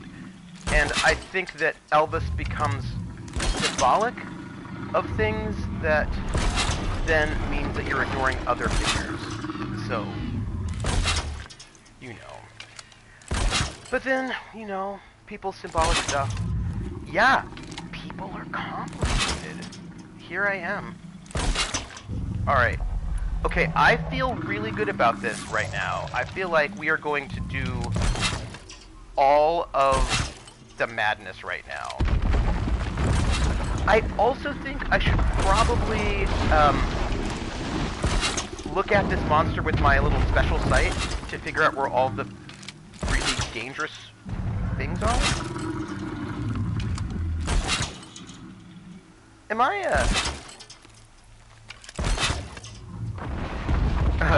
so surprised.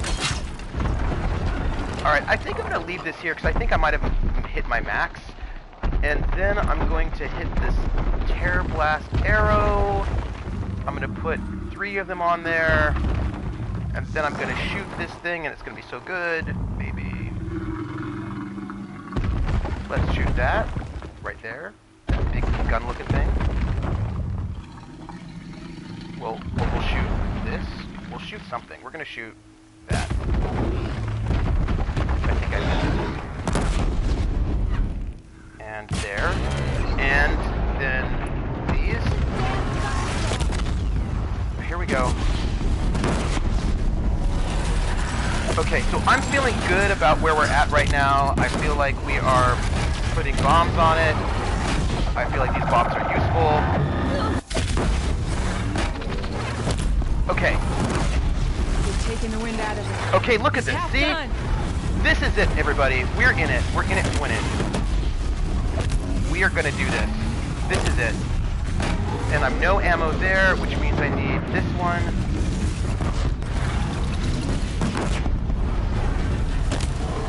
Okay. We're doing it. We're doing it. He's This is nearly it. down. This is it. This is it, everybody. I'm feeling good about this. Ouch! Woo! Wait. Feeling bad about that. There we go. Ooh, hi. I can do it. I can. Ooh.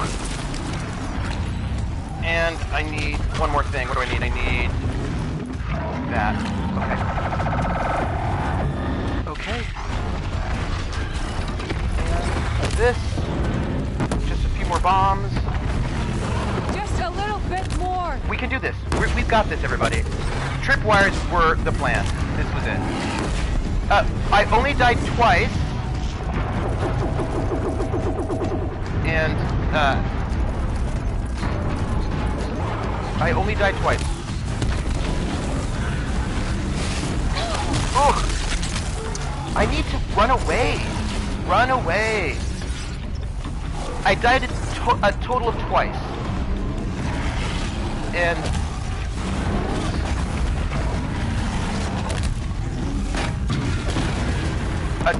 yeah, so I think, yeah, that's right. Thank you. Got him. And we got it. Everyone, we killed the machine. We learned some things By in the the process. sun. We did it. We did. One of the things we learned was that tripwires are better than bombs. This was... Hello there, beautiful. We make a great team. And now, you're the Sunhawk. About that.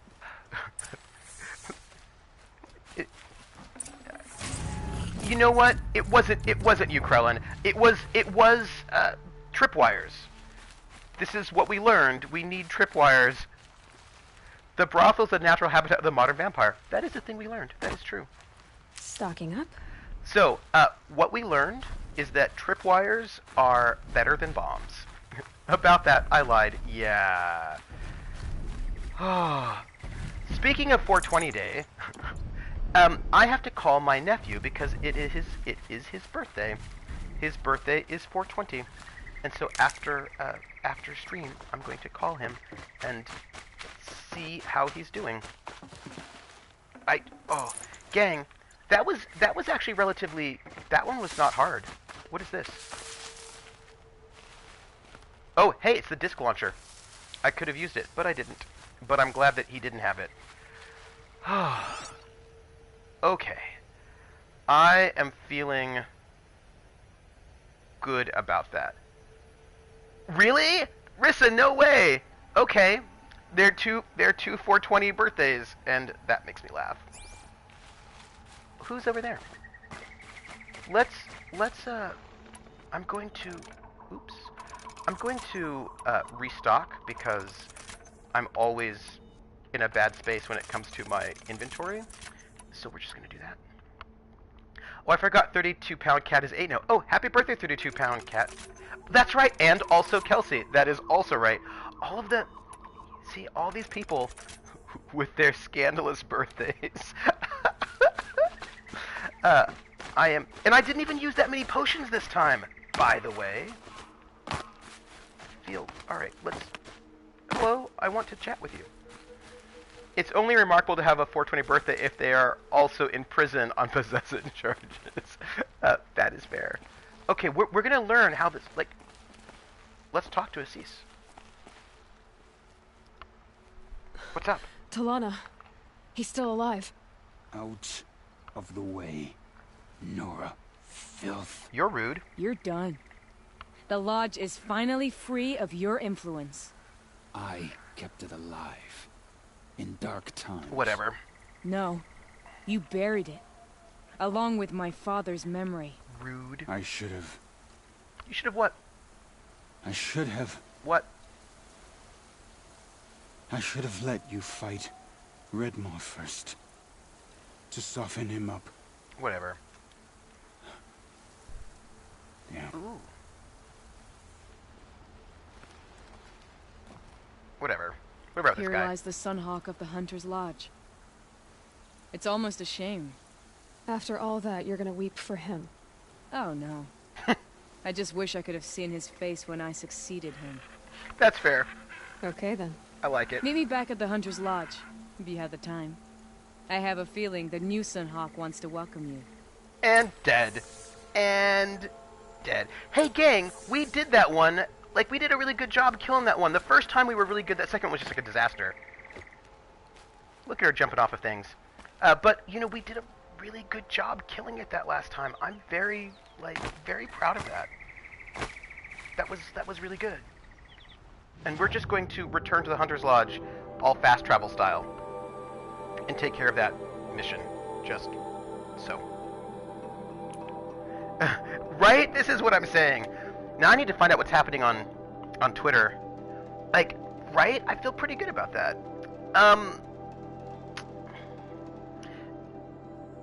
Kingdom Hearts.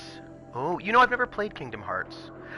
Gang, you know, I have not unpacked all my video games, and I know I'm going to be finished with Horizon Zero Dawn really soon, and I need to get the rest of my PS4 games out so I can play the next one. I mean, I have things on my hard drive, but you know what I'm saying. Should I play that one that everybody's playing? I don't know if I should. Sekira? That's the one, right? Is that the one? That's what, like, that's what... Also, can I tell you something about Elvis? Sekira, maybe? It's not Sakura, it's like... Sekhiroth, or... Sekakira, or... Krakatoa, Croatoa, Ukatoa. What is the... I've never played any Dark Souls, so I don't actually know. Sekiro, thank you. I was like, it's a name, there's a sec in it, there's like R's. Sekiro. What is this? Is this just like a difficult beat 'em up? Is that what it is? Like, what is this? What is this game? Would I like it? What is it about? Is it a button masher? What's going on? I don't even know. The return of the pronouncing game. Yeah, I don't actually know what it is. Oh, so it is a Dark Souls game. So it's one of the I have never played a Dark Souls game.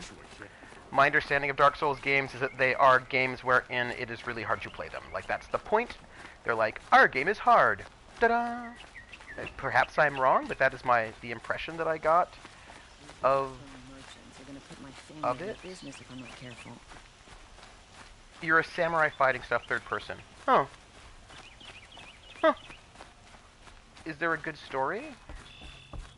Hey, guess what? Hawk Bradavin Khan Padish, cherished brother, and Sunhawk Talavad Khan Padish, beloved father. Let their memory and sacrifice be a beacon for all hunters, all people, to follow. Hi. I don't care for Oseram, but Captain That's why the damn Shadow Karja murdered him. Record of Red Maw. Well, that's cool. From what I understand, the lore in the game is subtle and deep, and Dark Souls. Oh, you know, I don't know it. So, Look, let's find out what happened. a memorial to my father and brother, and all the men who died in the Sun Ring. You made this possible, Championship Aloy. the sword. Thank you. Oh, let's ask her about being Sunhawk. So, what's it like to be Sunhawk? It feels like sunrise after a long night. I'm in your debt. You'll always have a special home here. If you want it. Thanks. Let's ask about the prayer. What was that prayer you were saying when I first came in? I didn't hear all of it. O great sun, make treaty with the moon to give our fallen quiet rest. Furnish them with the armor of your brazen heat. Give them shafts of sunlight for spears. Illuminate the path to the skies for each one of them.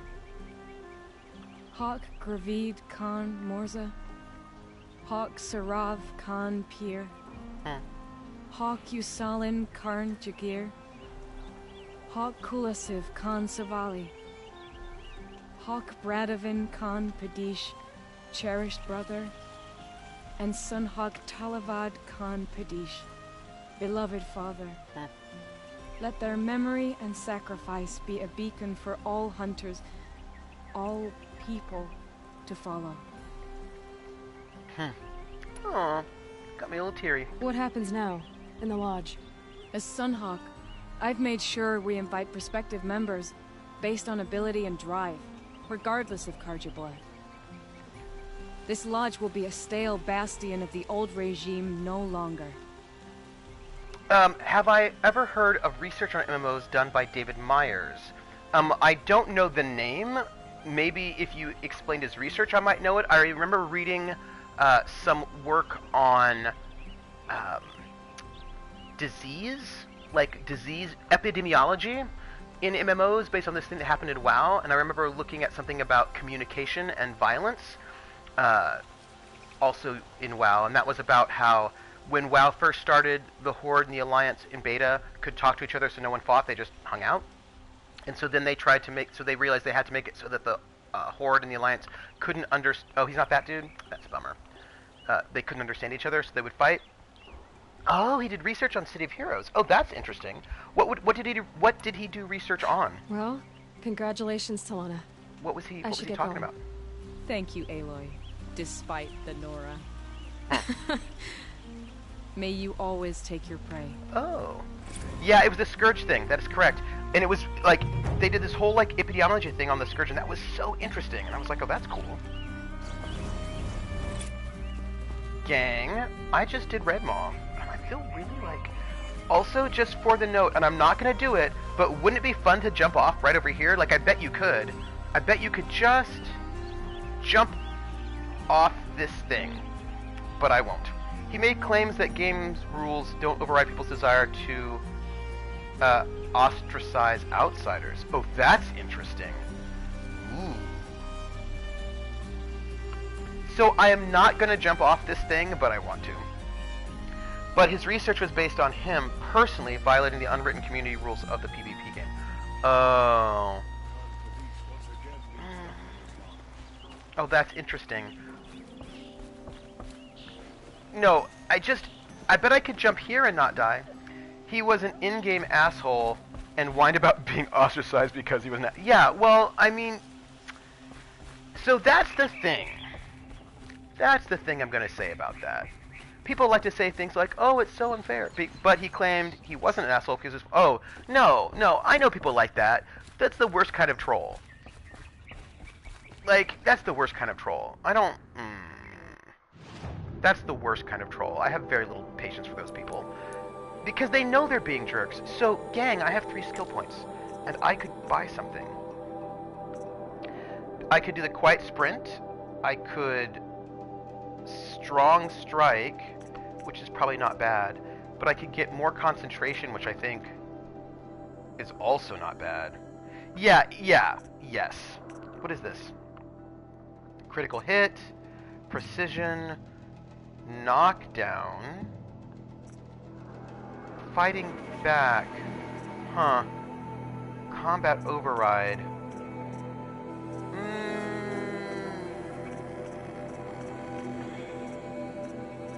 This is actually really hard to decide what to spend my points on right now. Mount repair is great because then I can fix my mounts, but then I just get a new mount.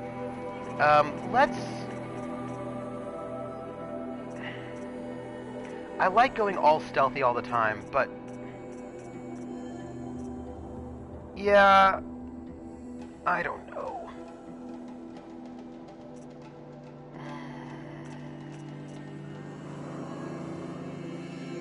Yeah, that's... This is... No mega to me just yet, but I could get like a... Like... you know what? If I wasn't supposed to summon enemies into giant groups of hostile NPCs, why is the game... he sounds like a jerk. That's the thing. Sometimes people are ostracized because they're jerks, and people don't want to hang out with them. Sometimes that's the case.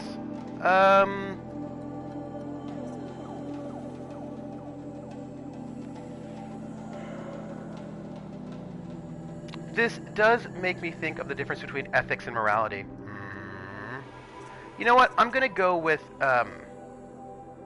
my silent strike. That's what we're doing. That's it. And let's figure out what quest we want to do. Let's do that. Let's go to Pitchcliff and meet with Murad's operatives. So we're gonna do more story quests. And let's just do that. Let's show this on the map. Where? Oh, you're way up there. Oh.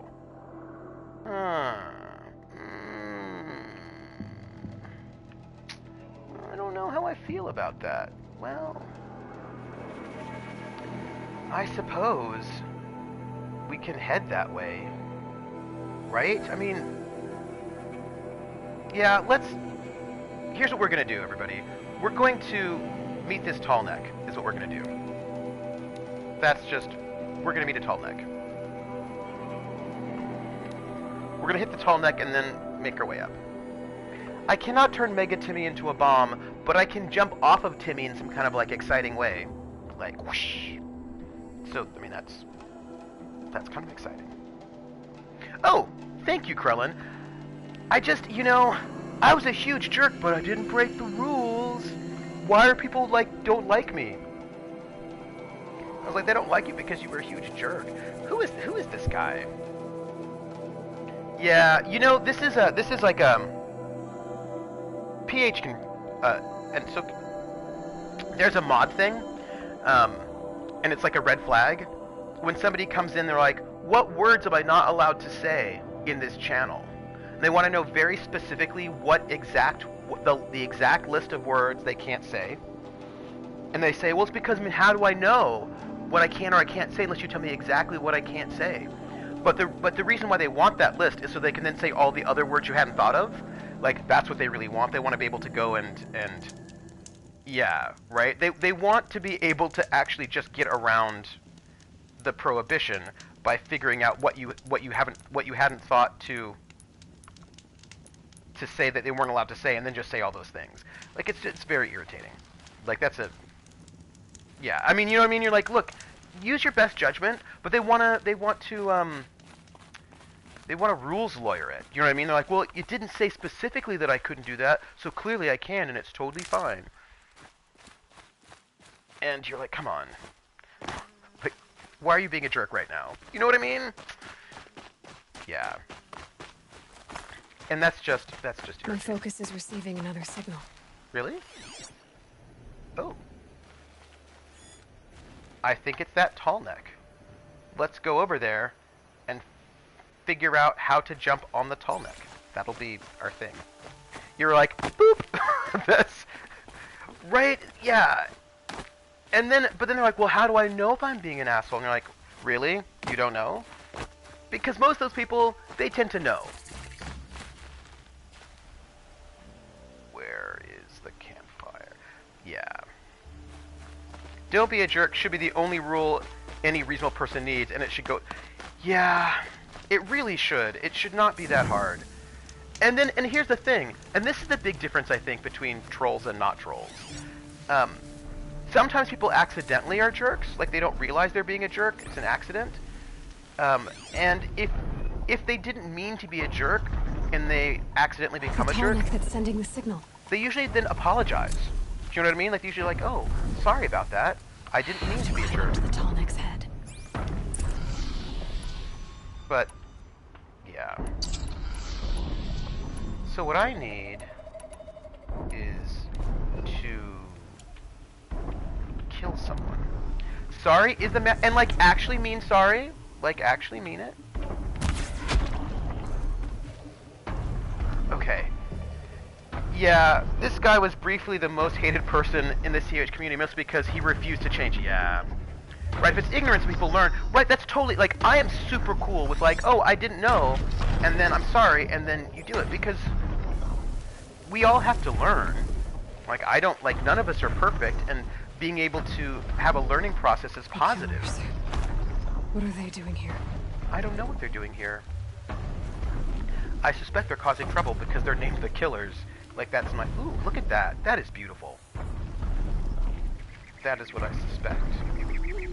I know a fair few people in different chats that have told the mods to time them out because they made some mistake, either being a jerk or, well, no, seriously, like I'm perfect,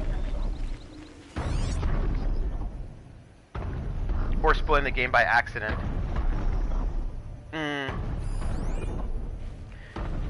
You know, often my thought is, you don't need a timeout, just don't do it again.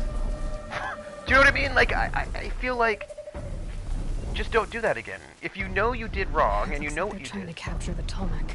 then just don't do it again. Like, that would be my preference, is that you just don't do it again. And then we're fine. But so I'm always just a little... Of course, Jer's perfect. That's why he's the mod. I mean, a decent chunk is to get rid of the message. Oh, I get it. Yeah. Oh, you know what's really nice, though? Nowadays, you don't have to do that. You can actually just get rid of the specific message, which... I think I can probably jump on it from there.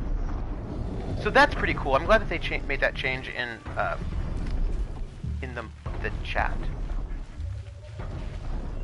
But it didn't, like, before you used to actually have to time people out, or else you wouldn't be able to... can I... jump on this thing?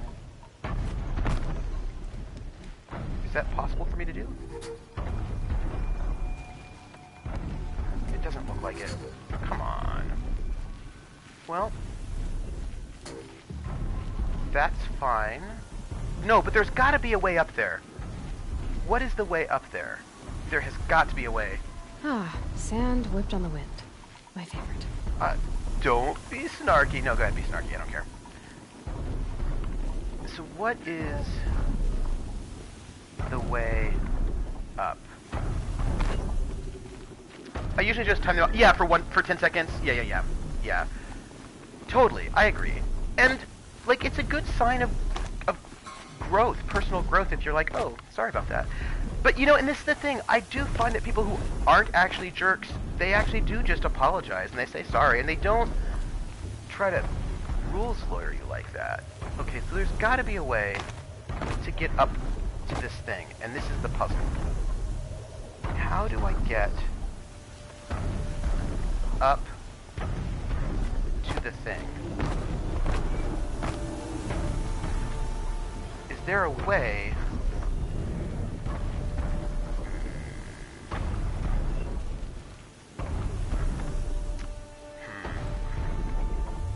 I just want to, like, well, maybe there isn't a way. We're gonna, oh, actually, I see it. We've got to go across. It's fine. We got it. It's okay. It is now clear to me what we need to do. We're fine.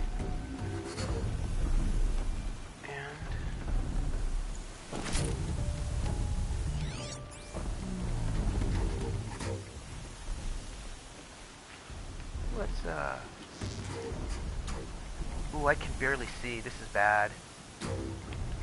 This is actually really bad because the wind is so bad.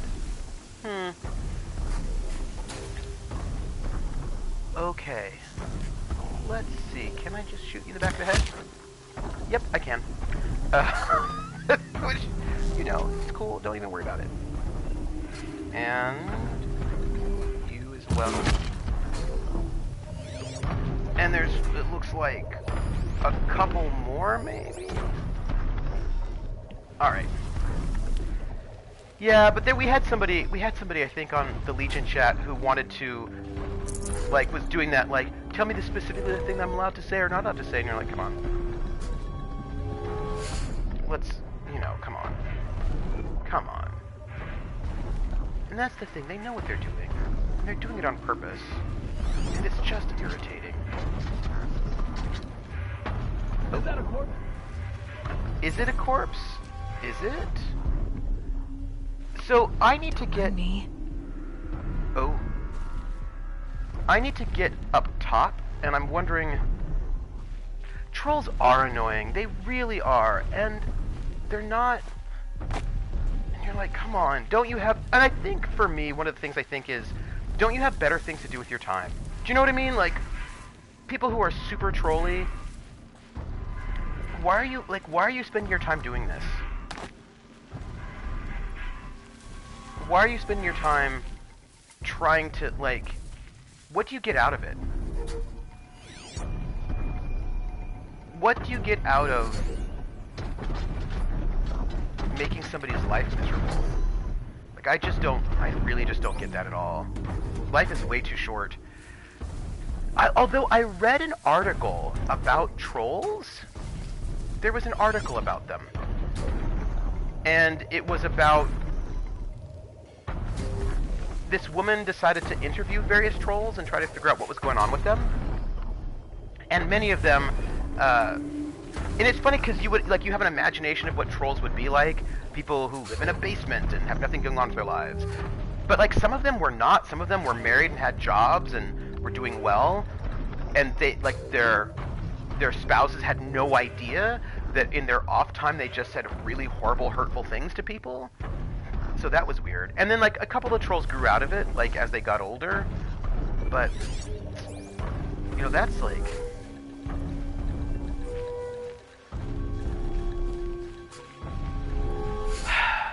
But I suppose you do have to wonder what's going on with somebody in their lives when that is what they do. I'm not getting up there. How am I gonna... Here's the thing, there are ways up here, and I don't know what they... Oh, hello. Excuse me for one moment. This person needs to be killed. Ooh, did not kill them. Killed them. So awkward. Awkward. I hate it when I don't kill the person right away. As a minimum, they must lack empathy, yeah. Maybe a more severe manifestation of the condition. Yeah, and it's actually really interesting because I think that lack of empathy is one of our biggest problems. Oh. Okay, we just walked into a bit of a problem right now, and we are going to do some bombs. You cannot escape our grasp.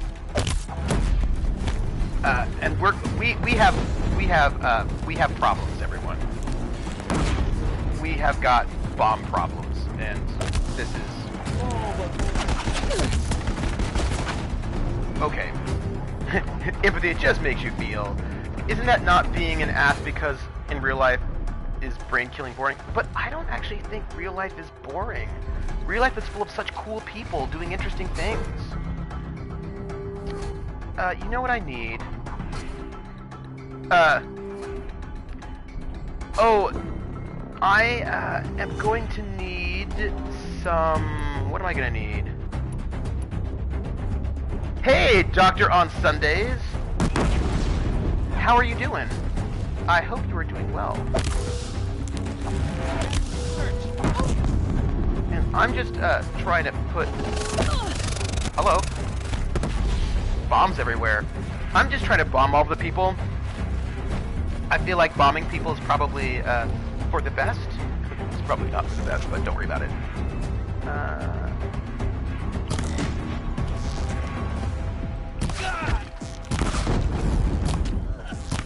Okay. So we've got a lot of people who are alerted over there, but those people are kind of far away. So I don't think I need to worry about them so much. You got anything better to do?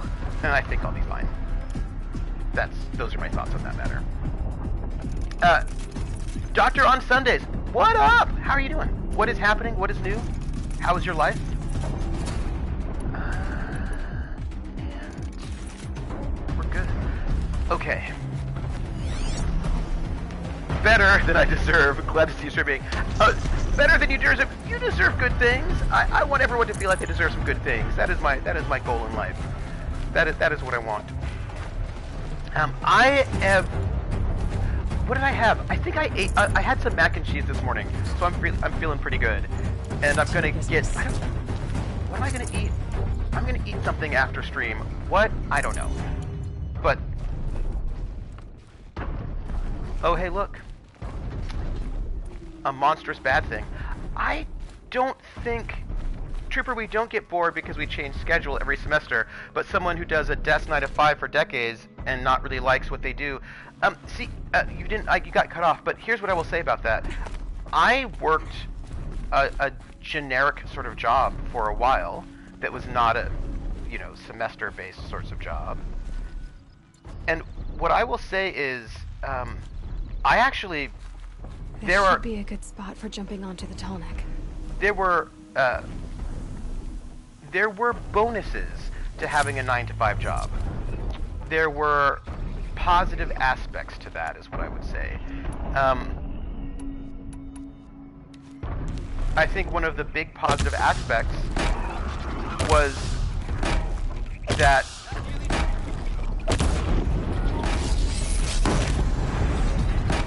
there we go.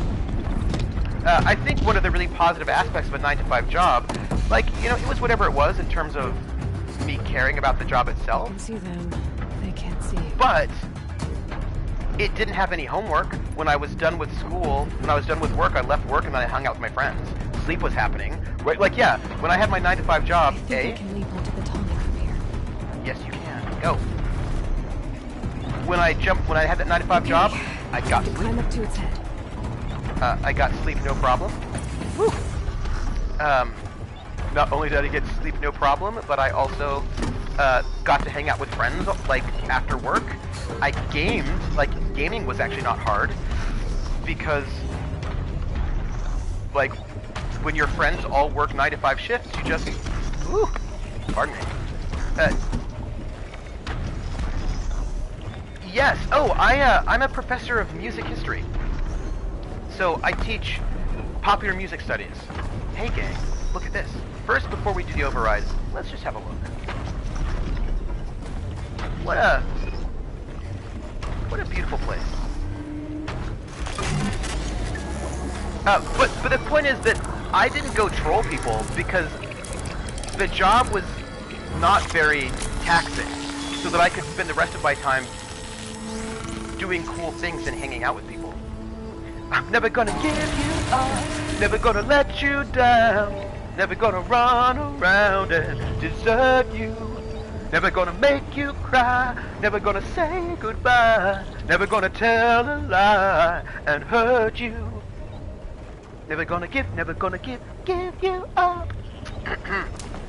Just, gang, I'm level 40.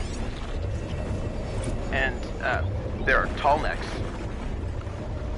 And I feel like they're probably also, I say people who hate their in real life can make themselves feel powerful by trolling. Yeah, but here's the thing. Some of the people who were trolling didn't actually hate their real lives. They just, liked trolling, which, by the way, was beyond me, because I just imagined, right? What I imagined was that people who bully or troll do so because they hate their lives. That was what I imagined. And some of the people that she interviewed, that was true for. But some of them just liked trolling, which is really hard for me to imagine. You know what I mean? It's hard for me to think that. That is not an easy thing to wrap my head around. The idea that some people just like hurting other people's feelings. They think it's funny. And that is,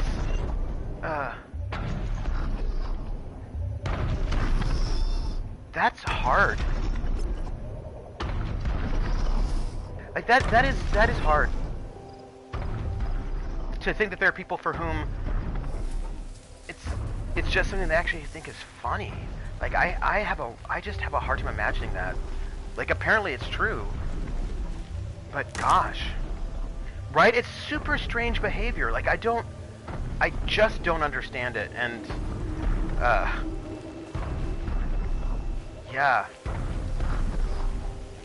I don't understand it. Because the last thing I want to do is hurt somebody's feelings. And if I hurt someone's feelings, I feel bad about it. I think some people never evolve out of high school and the brutes stay that way. You know, that's probably true. That's probably true. But like, I wasn't even like that in high school. And so thinking about why some people, like why are some people like that?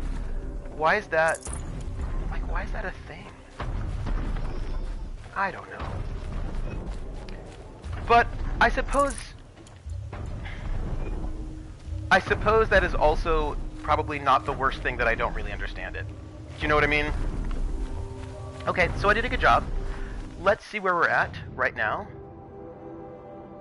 We want to head all the way up there. And I think what we do is we just start traveling. Let's just start traveling north. People are complex. I think one of the reasons why I wish I could understand it better is because I feel like, and this is probably naive of me, and also, you know,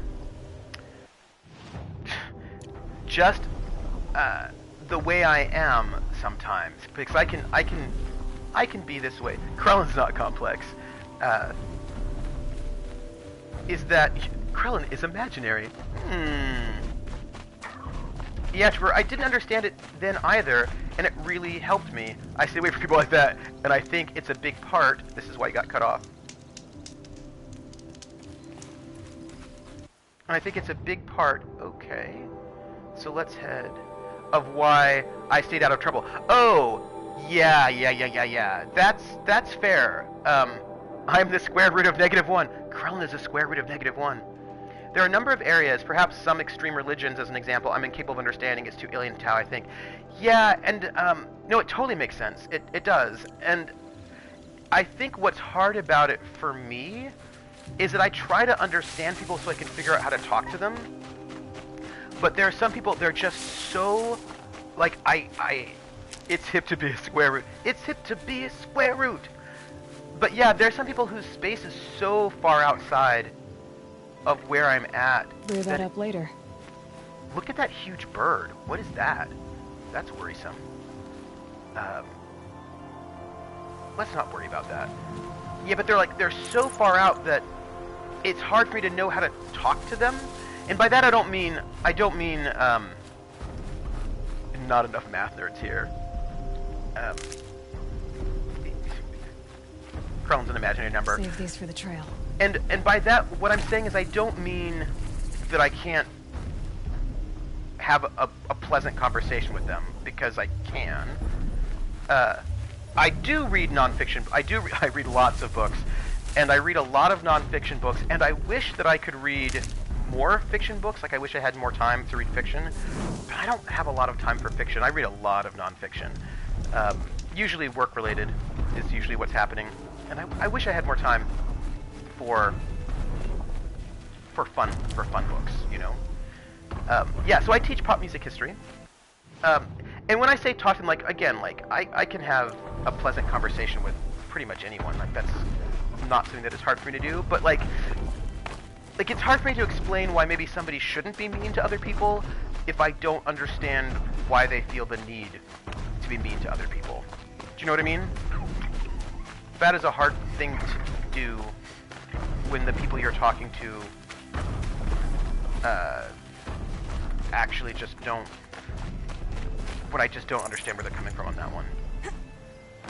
Because, like, if it's self-esteem, then I can help them work on self-esteem. If it's, you know what I mean? Like, if it's something that I can understand in some kind of a way, then I can try to talk to them so that maybe they don't, so they aren't mean to other people, but yeah. Yeah, whatever justifications they have for hurting people aren't why they're hurting people. Yeah. So it's, yeah, so that one's just, it doesn't happen often, I will say. It doesn't happen often. But it is frustrating when you're trying to Saving these for the trail? make a positive impact, but you can't figure out how to. I hated reading until I discovered nonfiction. Ever read Outliers by Malcolm Gladwell?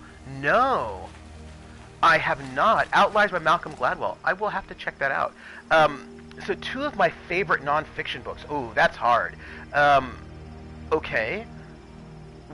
There's a book called Women at War, Women in War, Women at War. It's either At War or In War by Shelley Saywell, and it is a collection of first-person interviews with women who fought in wars. So she's interviewing. There are like four or five. The first 4 or 5 chapters are all in World War II. So she interviews women from the French Resistance, from the Italian Resistance, who were sort of British women. I think she's got Russian women and women of the Polish of the Warsaw Uprising. And then she interviews women who were involved in French Indochina, Korea, Vietnam, and I think El Salvador. And it was just like really cool. Like that was really great. And then I think there's another book I really loved, and that one, it's one of my favorites. It's called That Half Barbaric Twang by Dina Epstein. And she works, I think she's like a librarian. She worked for the Library of Congress, and it's all about the history of the banjo in America. And I'm a banjo player, and it talks about the ways in which the banjo started as a minstrelsy, like, you know, minstrelsy banjo. She does like there's maybe 4 chapters: the minstrel banjo, the classical banjo, the folk banjo, and the bluegrass banjo, and how each of these banjos, what they do in society. Really interesting. Yeah. Like, very niche. Like, I mean, this is a true statement. I have some niche interests. That is fair. You know what I'm gonna do? Let's head. Yeah, let's head west. Speaking of books, give it to me. Let's head west. Because there's another, the life of academic. Like, what am I reading right now? At the moment, I am currently reading 2 books. One called American Allegory, and that book is about the swing revival. And I'm also reading a book on race and the Enlightenment, which is a collection of writings by different Enlightenment thinkers about race, about what they thought about race, right? So Herder and Kant and all these folks, and what they thought race was, and how they thought it worked, and it's sort of, that's just a... Okay, we are here. Let's keep going. Oh yeah, you know, Kant, Herder, Jefferson, all the different Enlightenment thinkers and how they imagined race working. So I'm reading that for a book I'm working on. So those are the 2 things that I'm currently reading right now. I have some other things I need to read though. Probably why I couldn't become an academic. Lots of reading. Considered PhD, but the math scared me and I didn't want any more school. Wait, there is a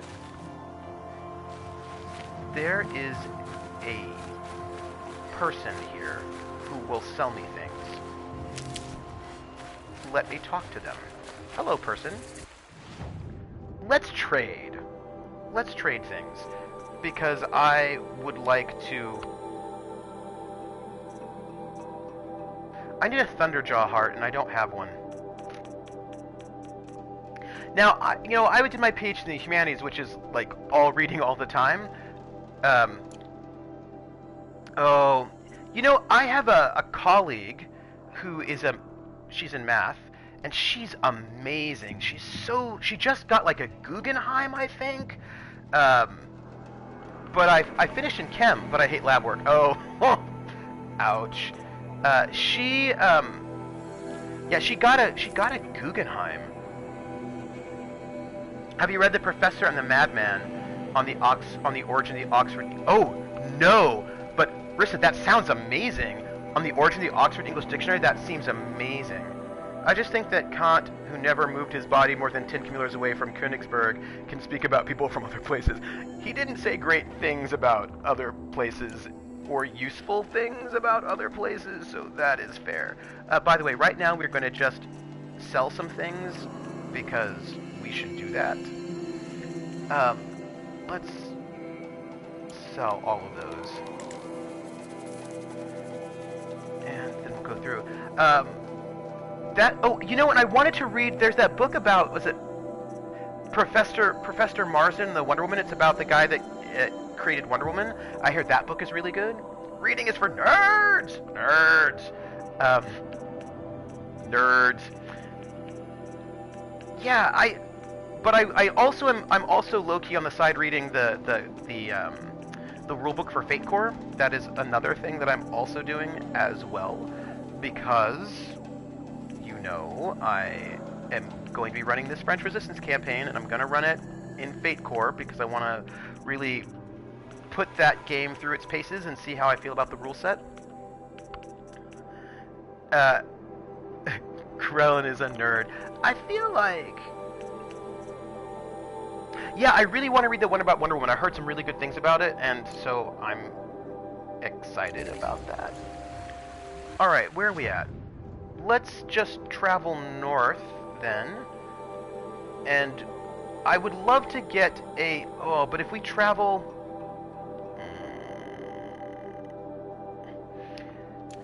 No, she hasn't infected my mind.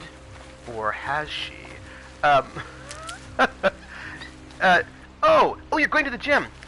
Hey, Doctor on Sundays. I am almost done with my Heroes Quest workouts. I will see you around, and they're really good. I recommend them. I Never know when I might need these. I will see you later after Sundays, but I've really enjoyed the Heroes Quest. To be honest, I did a PhD for about 3 years, and one of the hardest decisions I made was to call it a day before submitting my thesis. Ooh, I was so... finish your thought. I need to know. Have a good time at the gym. Going to the gym is so nice. It can be really fun. Yeah. So, Hero's Journey, that's what it's called. So Hero's Journey is a workout routine that you can get on Darebee, DAREBEE.com. And Darebee.com is this kind of like nerdy workout website, and they've got a bunch of different workout routines, and they have this one workout program called the Hero's Journey, which is 60 days.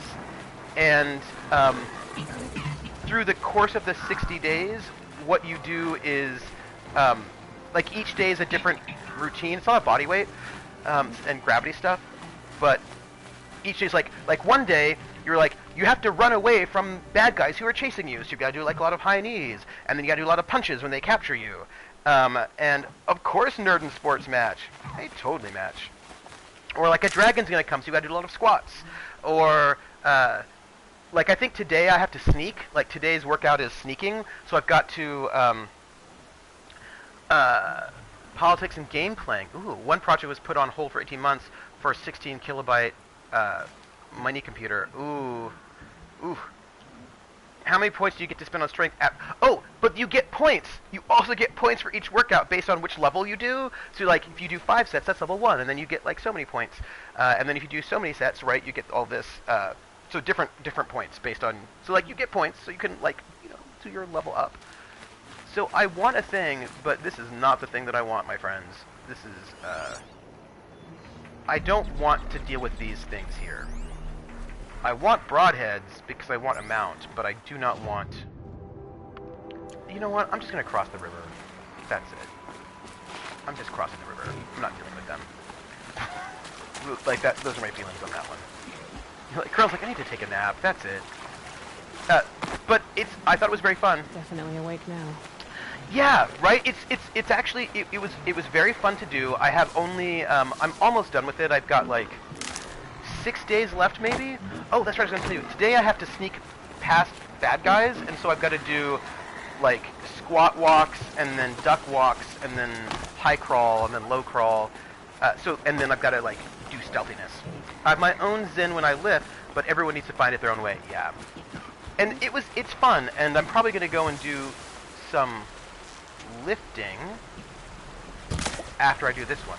But it was pretty cool. What happens when you have Liam Hinton? I don't know what you call it in English. I don't know what we call that in English either. Hold on. Yeah, it was actually really cool. It was really fun to do.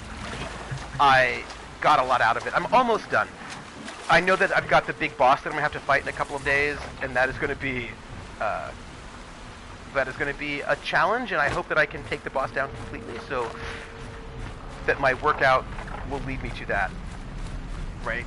So I'm excited. I'm excited to see. Hey, we just saved. So I will see. Have a lift well. Have a good workout. No, there's a big boss fight that I've got coming up in like just 5 or 6 days, and yeah, it is. It's most of it is circuit based, so it's a lot of circuits, and yeah, so it's a lot of circuit training. And the boss, where is everybody? And with the boss, you've got like you've got a circuit that you've got to do that's like punches and squats and maybe some push-ups, these kind of things. And if each circuit is like one level of the boss's health. I think it sounds like, but I'm not sporty at all. So here's where I'm at right now. Let's.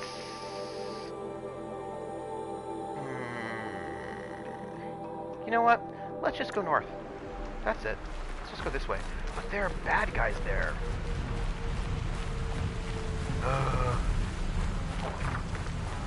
I don't want to fight those things. I just want to avoid the things. That's really what I want to do. Like, those are my feelings right now. Avoidance. Go west, young man! Sort of west/north. Lead in the butt. Yep. What would we say? We'd say... What do we say for lead in the butt in English? It's hard because there's some things I just know in German, but I don't know what we would say in English because I never translated them. And so some of those things are a little bit tricky. There's a corrupted zone, which we're not going to worry about. We're just going to get our way... Right, idioms are difficult. Idioms are difficult. What is that? What is that? A corrupted rock breaker. There are multiple rock breakers. Let's not think about them right now. Let's think about something we would say to describe laziness. Laziness or like exhaustedness, slowness, slow to moveness. Right? Like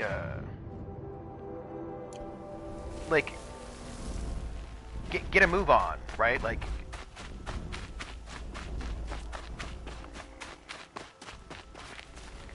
as trilingual, I remember words in the language the person I talk to don't understand. That's right. That's what we say. We say get the lead out. Thank you.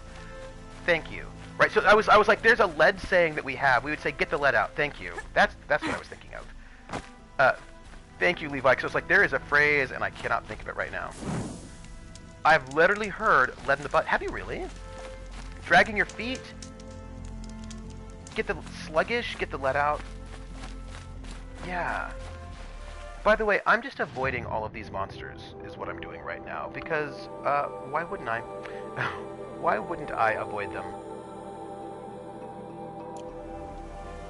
Yeah, I haven't heard lead in the butt, but I can imagine people saying it, right? Like, that's the thing that, I may not have heard it, but I totally buy that people say it, because you know how people are. Yeah, I mean, I don't think I've heard it commonly, but it's one of those things that I can just hear people saying. I hope you all appreciate that I'm avoiding these Dynamax. Yeah, and I'd know what I'd have an idea what they mean.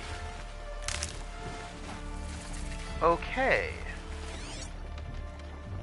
So, I've done a good job so far, but now I've got this thing that is right in my face.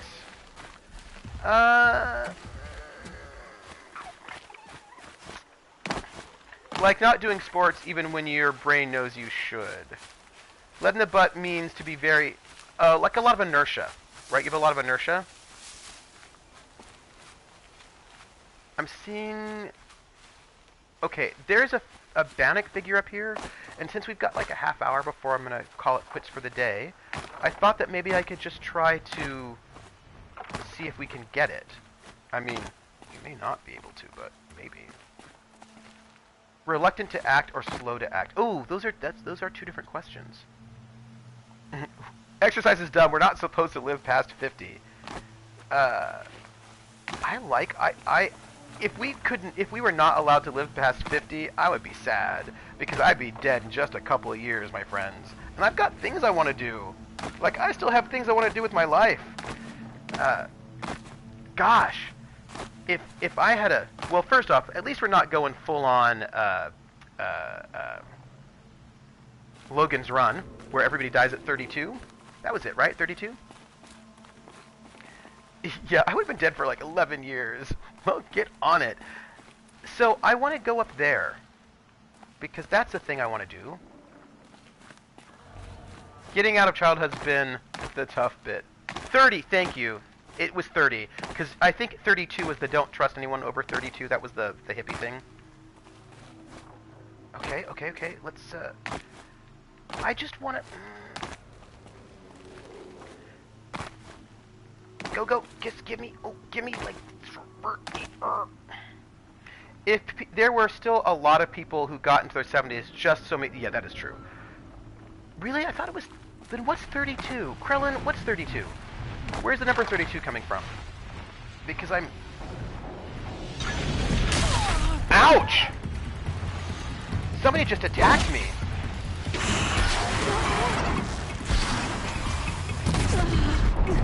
Hold on. Hold on. What is happening? That's not even okay. Also, are there more of them? Like, what's happening? Okay. 42. Maybe I did just make it, but I feel like I heard a 32 something or other at some point in time. But maybe I didn't. Maybe I just made that up. Maybe I'm... Maybe I'm mixing up 32 and 42 like you all noted. I mean, that could be a thing. I mean, that's possible. What am I doing? 32 skidoo. So, I am hoping that this will get me where I need to go. 42 is the meaning of life in The Hitchhiker's Guide to the Galaxy. This is a true statement. Alright, this is probably where I need to go. This way. I'm always going the wrong direction. Yeah, I don't know where that... I don't know where the 32 came from. I worry about myself sometimes. I feel like... I worry about myself. It's fine. Here we go. I have a new Bannock figure. 42 is the answer to the ultimate question of life, the universe, and everything. So, this is where I am going to probably fall off inappropriately and die. Maybe not. I mean, this is where, like, when I'm going to fall off things and die, this is where it happens. Right here. So just... No, we're good. I'm just going senile. But it's so weird because I feel like I remember a 32 somewhere. But I don't... Never trust anyone over 30. Over 32, over 30. Probably, yeah. That makes sense. Yeah. But, side note.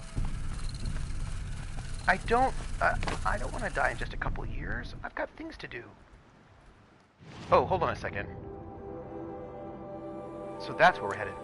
Why is everything red? What's going on? Oh, it's the sunset. It's the sunset. Which is gorgeous. So you know how everyone says this game is gorgeous, which is true. And then they say, That is true. If anybody figured it out, they'd be like, no, we gotta replace it. Oh. Huh. There are things that I want to do, folks. There are a bunch of things I want to do. And I feel like... Look at all the red. Hey. Alright, let's... How many roads must a man walk down? That song, by the way, is vague as all get out. Like, as a political song, that song doesn't have a lot to say. I mean, how many roads, you know? How many roads must a man walk down before they call him a man? The answer's blown in the wind, you know? Like, it's just blown in the wind, you know? That's the answer. That's why it's timeless, because it doesn't exactly say anything, and that is true. That is a true statement. Guess what? It's a new Timmy. It's a new Timmy for me. Thanks, Timmy. Thanks a lot. So, we found a new Timmy, and we just need to head up north. Further north. I'm just here saying poetic things, the melody is pretty, so you'll sing along. Tim Tam! I'm not gonna say that I'm not gonna say that, Krellin, but I am gonna say that he is conveniently, he's conveniently vague on his political messages in his most popular songs. Yeah. Yeah. I learned that song in 4th grade, so you should get... Oh, hey, hey, hey, hey! Why are you... What do you... No! Why? You all need to leave my Timmy alone. All of you need to leave my Timmy alone.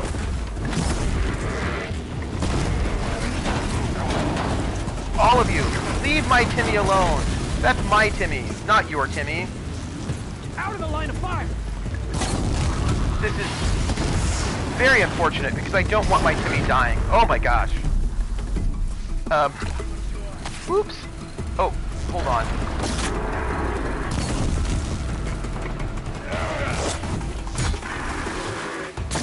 You know what? I used to have a Timmy, and now I don't have a Timmy anymore. My Timmy's dead. I worked so hard to get one, and now they're all dead. That's what we call science. Did you go through the sequence in chemistry or physics and said, you know that model you learned last year? Well, it's a good approximation, but it's incomplete and really more complex. Try this model for several years in a row. So when I was in, I'm just really sad about my lack of Timmys. Like, I had a whole Timmy, and my Timmy's gone. Looking anymore. Right? Like, I had this whole exciting, and like, that's my favorite Timmy. How many? I have 2 skill points. So this is what's going to happen because I love my Timmy so much, even though I probably should do other things.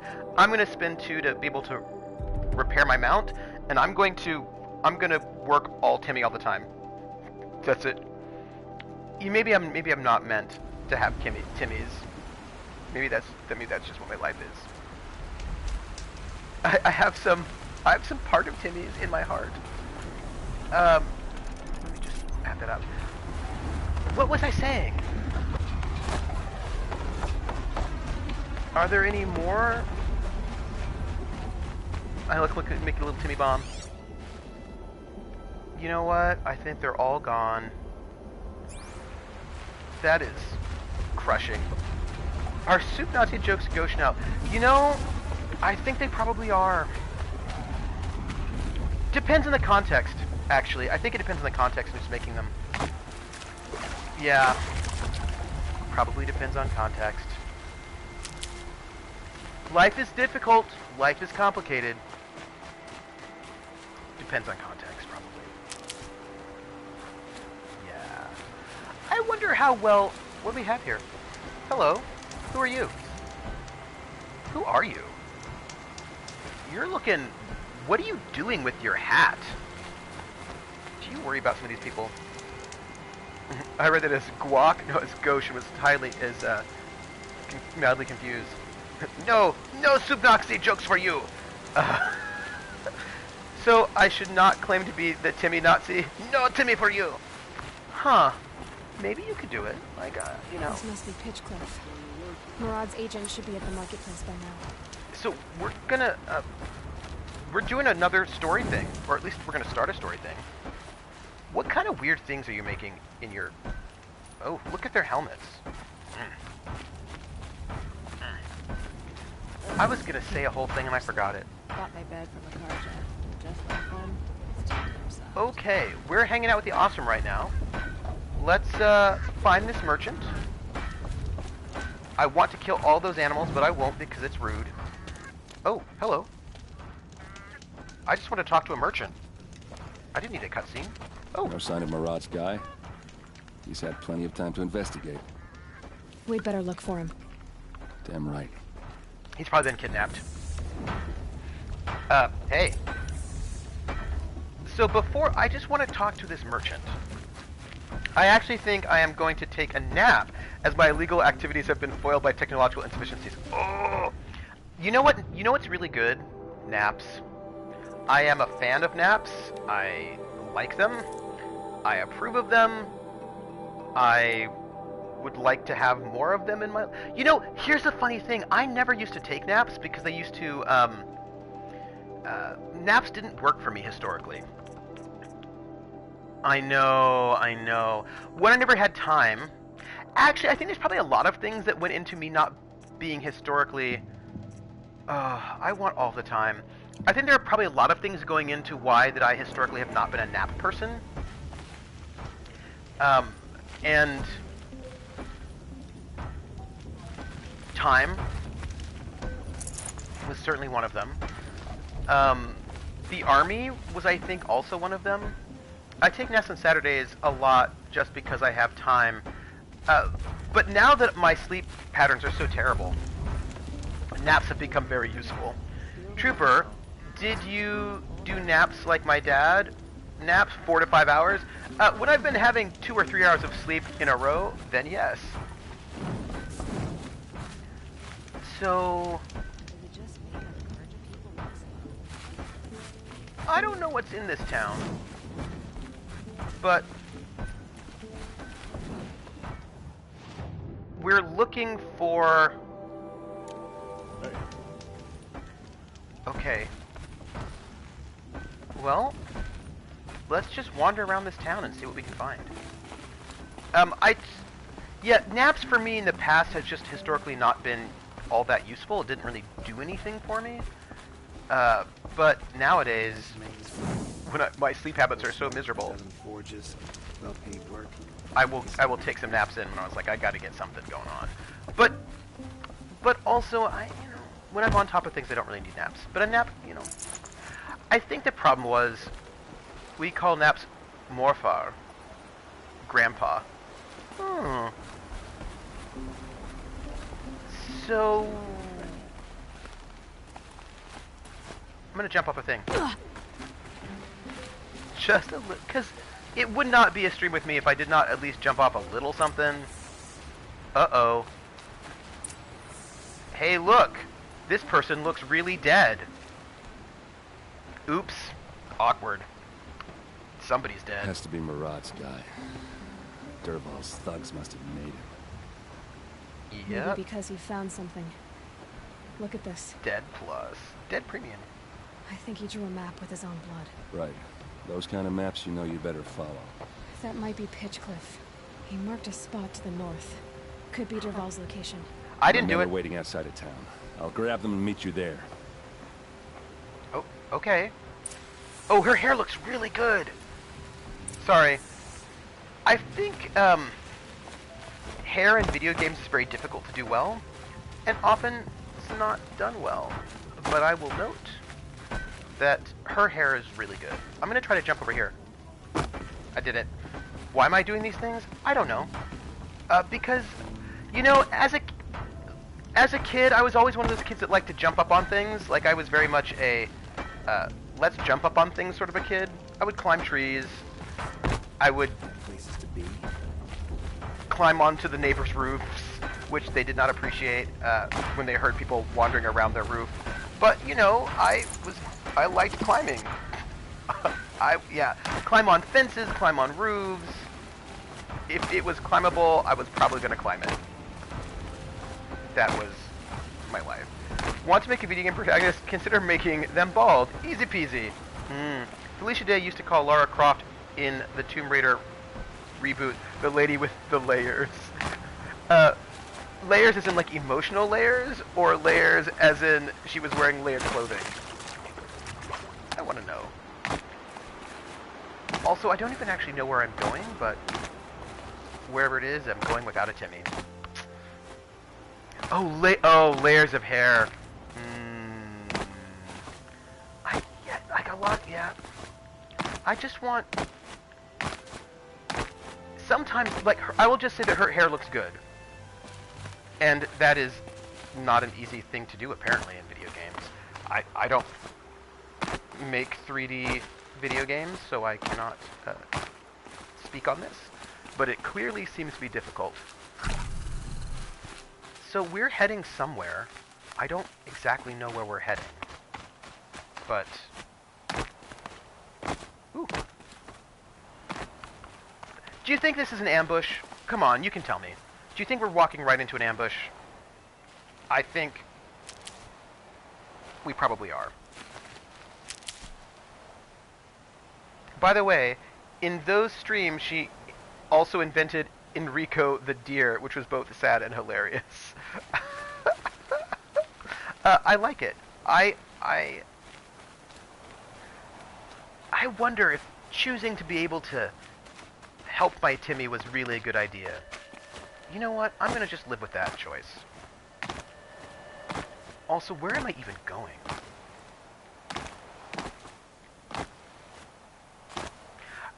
Yeah, again, this just feels like, hey, ambush, how are you doing? Maybe die by that choice, by that choice. Maybe. Here, I'll just be hidden. Where are we? Oh, so this is interesting. It seems as if there's an easy way to get where we were going, and that is not the way that I'm taking. If you notice, there's a road right here that will take you by a save point even, and I am not taking that road. Why not? Because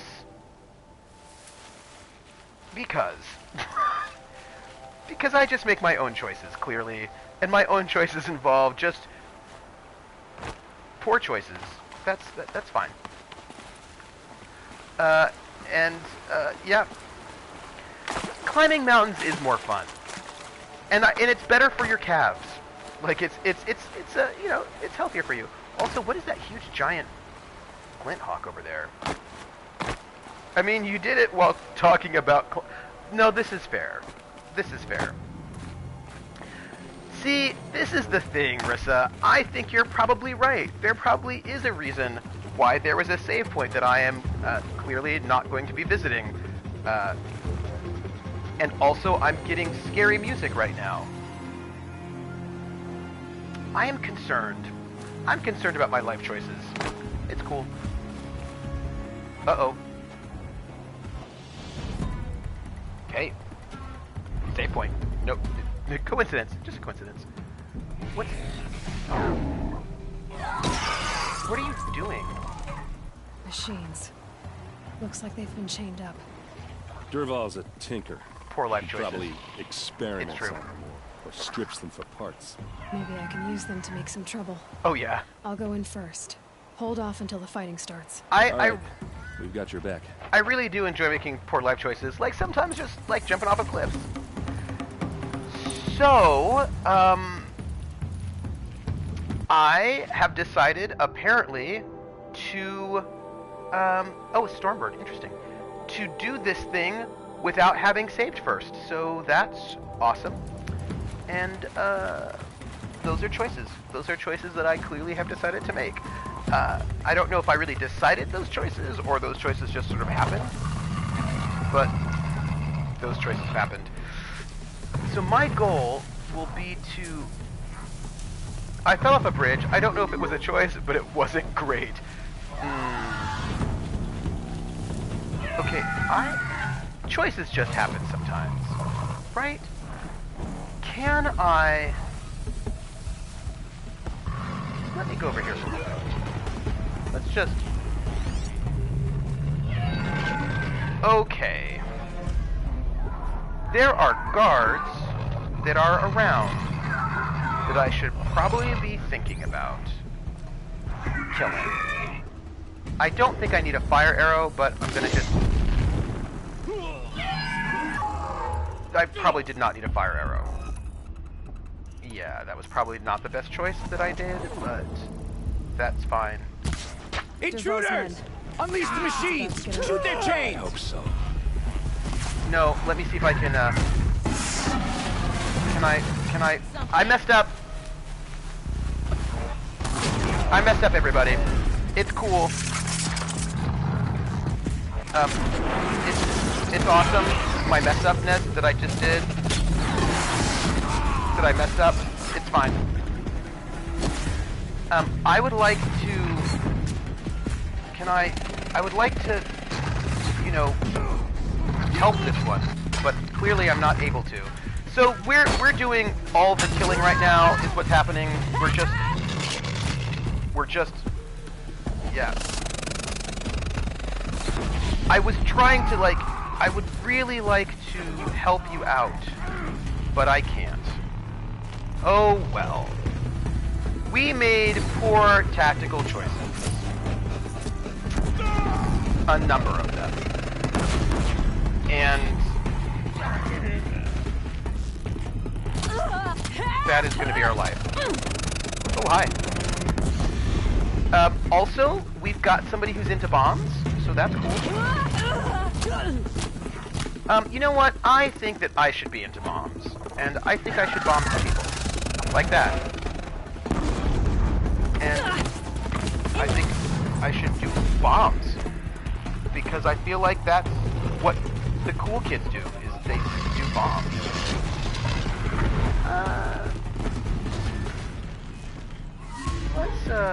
Let's do this.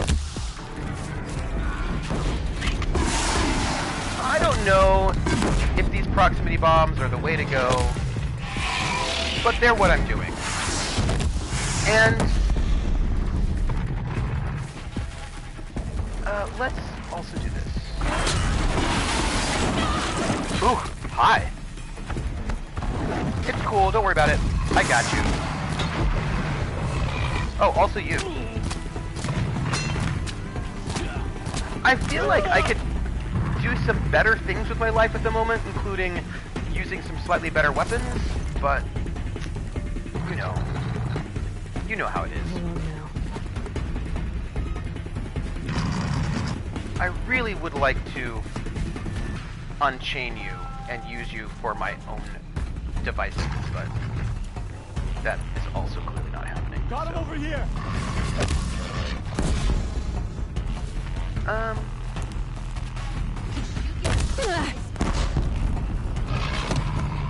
I don't know, folks.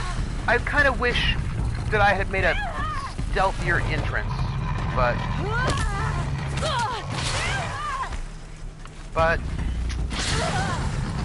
I suppose sometimes that's life, and sometimes you just don't make the stealthier entrance. And that's it. Like, yeah. Now it's like, Got it. everybody everywhere. Pick them off, one by one!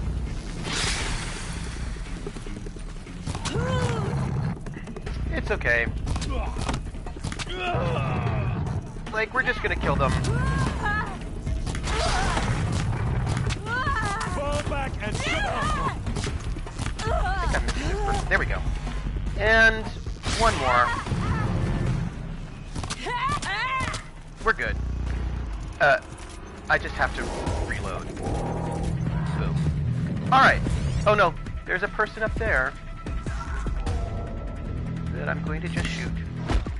Ooh. Badly, apparently. I know, I wish I could, like, taunt them and intimidate them. That would be really good. I would actually really like that. Must be around her. But let's find her. okay. I have I have done all the goodness right now. I've killed all the people, which might seem rude, but it does happen sometimes. You do sometimes kill all the people. I am over full in my inventory, as is... oh, yeah, Intimidate would be super awesome. I would love that. So, I am in a space right now where my inventory's full and I have things. Oh, so you've heard of me. Yeah, I just... What's over there? Oh, people and machines and chains. I'm gonna just leave that as it is. And, hold on. I need to get rid of something in my resources for the inventory. Something that I don't need. Something like... these. No, this one here. This is it. We're gonna... This is that. Build things. Win. Build things, win. Oh. They've got some stuff in here. I'm feeling really good about all of my possibility for looting right now. Is it bad that these machines, I'm leaving them alive? Like, is that perhaps a poor life choice? Because it might be. Oh my goodness. So I was thinking about maybe doing an after-action report for Night Witches, and like just thinking about it as a game system and pondering my thoughts about it. I think that could be cool. I think I might enjoy that. I've got to decide, and I wonder if I could get any of the players to show up, just to sort of hang out and talk, because that could be fun. Just pondering it as a possibility. Here's the thing, I want to go over here. This is what I want. Right, like I think it would be fun, because I have thoughts about the mechanics of the system, and how the mechanics of the system sort of, let's see if I can do this. How the mechanics of the system help tell the stories that they want to tell. How it differs from other PBTA games, like... oh yeah, the reach out mechanism is so interesting, right? Right, she would be the obvious choice, and if she's around and she'd like to do it, I would love to have her be there, because I think she'd be a great... Oh, look at this. We can hit the chains is what we can do. Got it. Okay. Let's see what we can do here. I think we just head over here. What is this? Alright, let's see. Okay. Yeah, I'll have to ask her, because I would love to do a just... Uh-oh. Look out, there's a bomb. There are bombs. Move. Val says you gotta eat dirt. Move. Move.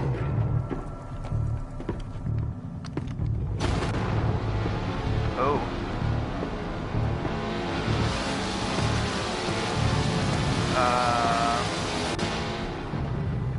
They're giving me hints.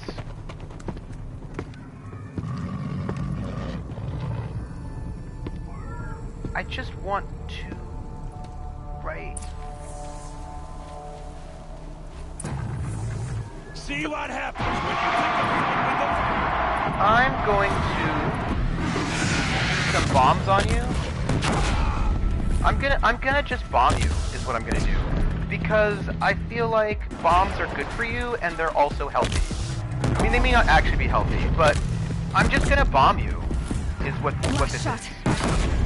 Also, I'm going to run out of bombs. Ooh, hi. Ursa must be in there. We have to get through. Yeah. We're gonna just we're gonna just bomb him. Because that's how we're gonna do it. Yeah, so I want to do an after-action report on, ouch! What is going on? Hello? Oh, there's one of these things. That's not what I want. Okay. We have a monster on us right now that is in our face, and I can't remember what this thing is. Oh.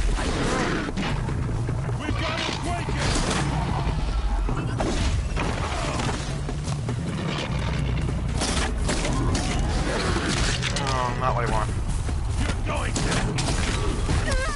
Also not what I want.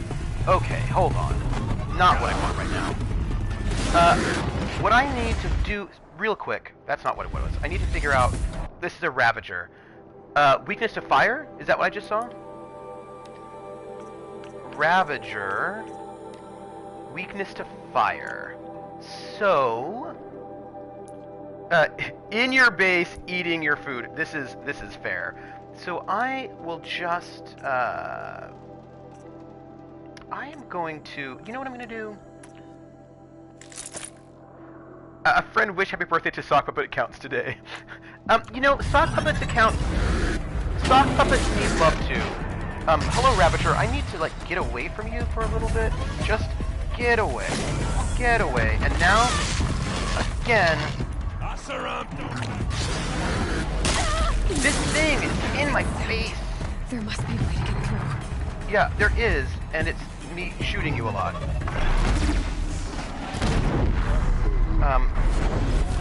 This is not what I want. I want this. Here, I got this. Hold on, here we go.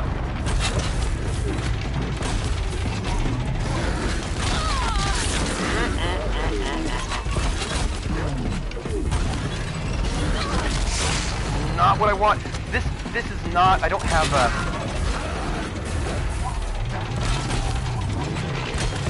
Alright, we're gonna try to just take this down a lot and see if I can do this. And then what I will do is, this is, wait. I've got a thing with lots of, where is it? This one. Yeah, it's a new trick, which I'm loving, by the way. And now, what I'm gonna do is bomb it with lots of fire. Can't keep it down. And I'm gonna, like, it's gonna be all of the fire in it all the time. And also, I'm gonna do that. And that's it. This was not a good location to fight, by the way. Pizza. Did you learn nothing from Addams Family Values? No hand puppets, one of the rules. Oh, I like all the indicators gives you that the tethers are breaking. Right, like, that was really good. What I think is really great about this game is the attention to detail is so excellent. Okay. So, we did it. Let's loot this body. Find out what we can get from it. Oh, he's got some focuses, it looks like. They must use these to protect themselves from that awful sound. Earplugs. Oh. Okay. I think we can do this, right? Maybe? I think we can do this, like, I think we can do this. Let me take the fire splitter. And then also, okay. I'm going down there. And I'm going to shoot people with a heavy... This is a super awkward, trap-looking place.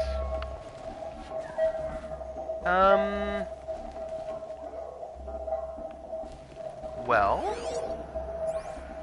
Can I just kick in this door? Maybe I can't. Maybe I have to put this thing down. Let me put it down.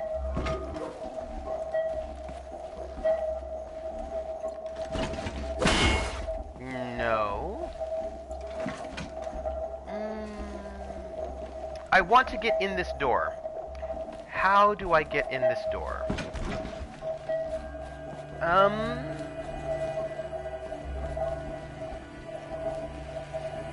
No veggies and only cheese and double pepperoni.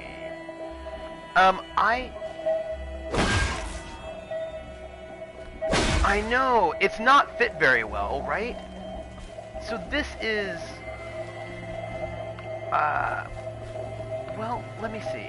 Did we miss, like, a... I know, I feel like, okay, here's the thing, this thing.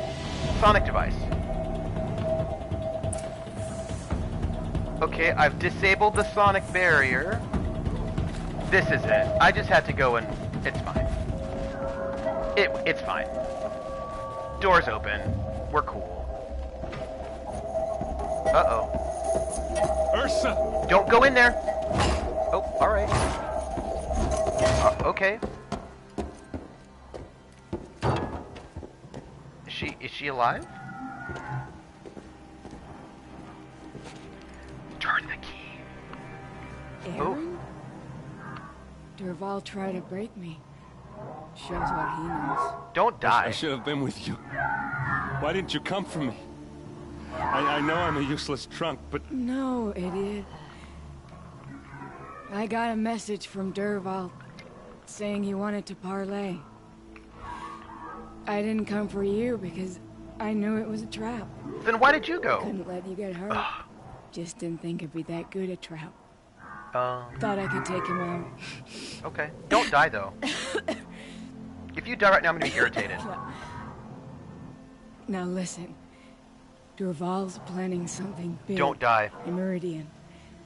He said he'd force Avad to watch as the smoke darkens their precious sun. Your king needs you. No more playing around. If she dies right now, I'm You're gonna be super have irritated. To grow up fast. I will. I promise. You damn well better, little brother. Don't die. You just died. Ugh. Ursa. No, no. Please. I won't let you down. I promise. Let me tell you why I'm irritated by this. I'm gonna tell you why. Why is it in this? If this were the first time it happened, I'd be less irritated. I'm so sorry. But this happens Gotta all the find time. Durval. But Meridian's a big place. First of all, oh yeah, he's the little brother.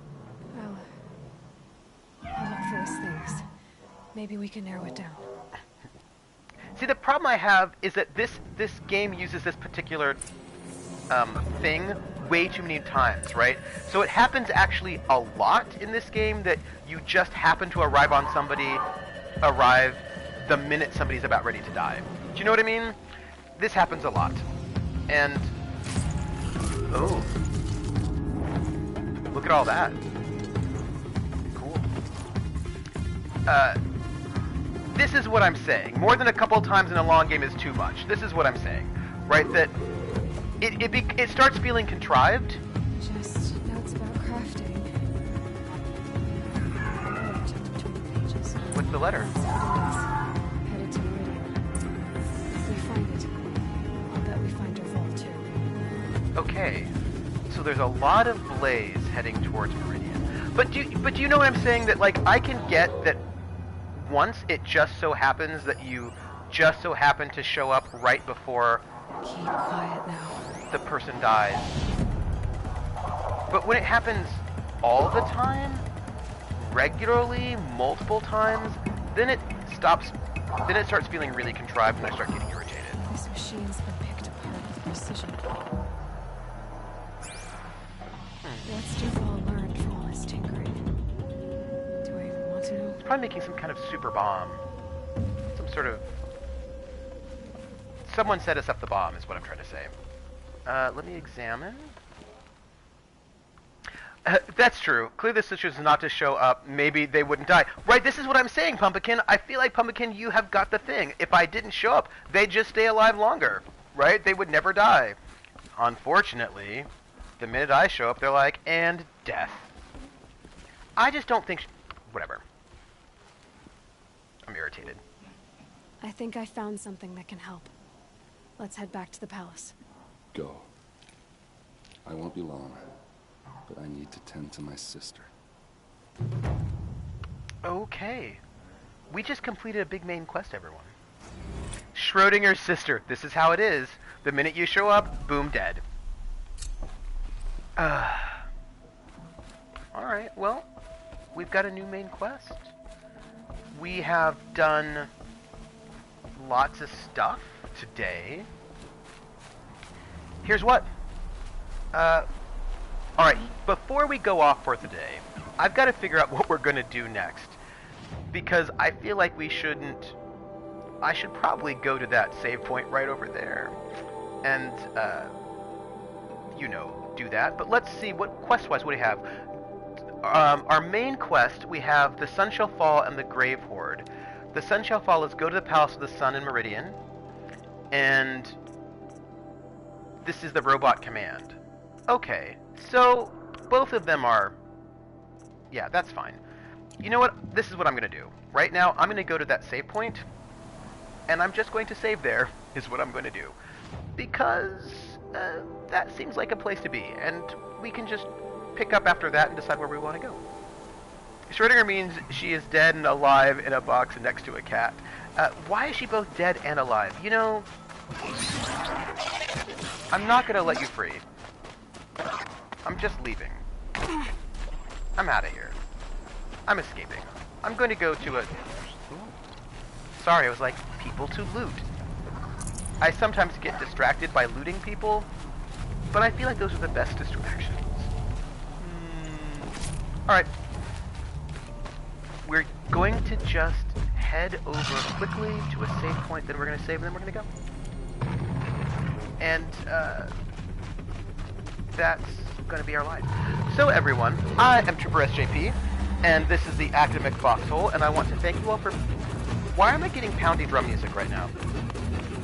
Nope, it means she's petting a cat, and it's not biting her. And it's both biting her and not. Quantum physics are over my pay grade. And the cat knocks the box off the... Oh, the cat always knocks the box off the table. That is how Schrodinger's cat... Wait. Schrodinger's cat does or doesn't knock the box off the table? Thank you, Jared. We have a Discord. If you've not joined our Discord, please feel free to do so. We hang out there and we talk about the stuff. I've got a YouTube where we archive all of our shows, which is also a lovely place to be. And you can check me out on Twitter if you like. It is... I want to call my dog Schrodinger. That would be a good name for a dog. I would approve of it. So if you want, check me out on all the things. Academic Foxhole on Twitter. Here, Trooper SJP. You can find me also on Twitch, YouTube, all the places. So, what's next for me? What is happening? Next week is the last week of classes, and then we've got final exams. That's why there is scientific proof the Earth is not flat. If it was cats, would have pushed everything. This is true. This is true. That's how we know the Earth is not flat. Because if it were flat, cats would just push all the things off, and like we'd have no things. We're like, where'd all the stuff go? Cats push it off the edge of the Earth. That's what happened. So what's happening? So next week I'll be playing Where the Water Tastes Like Wine on Thursday, and then on Saturday more Horizon Zero Dawn. And I'm gonna try to go and do an after-action report about Night Witches. I want to do that. So I'm going to maybe talk to Rocket Fox and see if anybody wants to hang out on an after-action report, because I think that would be really fun. So there may be an after-action report occurring sometime in the near future. We will see. So that's it. I'm going to right now go and eat food, call my nephew, wish him happy birthday, do my sneaky sneak for the hero's journey, and then, you know, do homework. Thank you so much, Be Right UK, for being here. I will see you all next time. And if you haven't followed and you would like to follow, please do, because when we hit 500 followers, I'm going to do a visual novel actual play in Pig Latin. Everybody, enjoy your weekend. Have a great time. Oh, Rissa, if you're still here, The summer's coming. Thank you, Rissa. The summer's coming, which means I want to play with you Cthulhu Confidential off stream. So, note that that is a thing. All right. Bye, everybody. Take care of yourself, and I will catch you on the flip side. Take care, everybody. Bye.